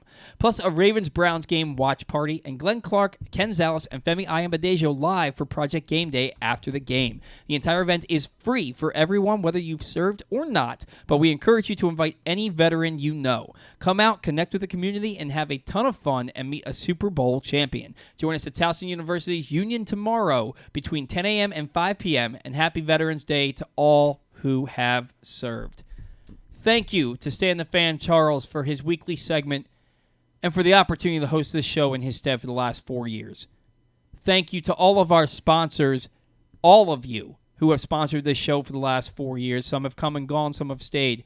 Thank you for the opportunity. And thank you to all of our loyal fans and listeners. While I'm not going away, this show is done in its current format. Thank you for your loyalty, for sticking with us. Guys like AJ, who tuned in every week. And by the way, AJ, for you, Trevor Bauer would be a nice signing for the Orioles, but where there's smoke, there's fire. And maybe he's been vindicated from that first thing, but there's like 3 or 4 other cases out there against him right now, or allegations, we'll say, from other women. In those situations where there's smoke, there's fire. And that's why I don't think, nor do I want the Orioles to take a chance on a guy like him. And that's all the time I'm willing to give to Trevor Bauer. But thank you for your loyalty. Thank you to all the fans and all of our guests, past and present, for joining us on the show every Saturday for the last 4 seasons. We will greatly, greatly miss you. It's not goodbye. It's just see you later.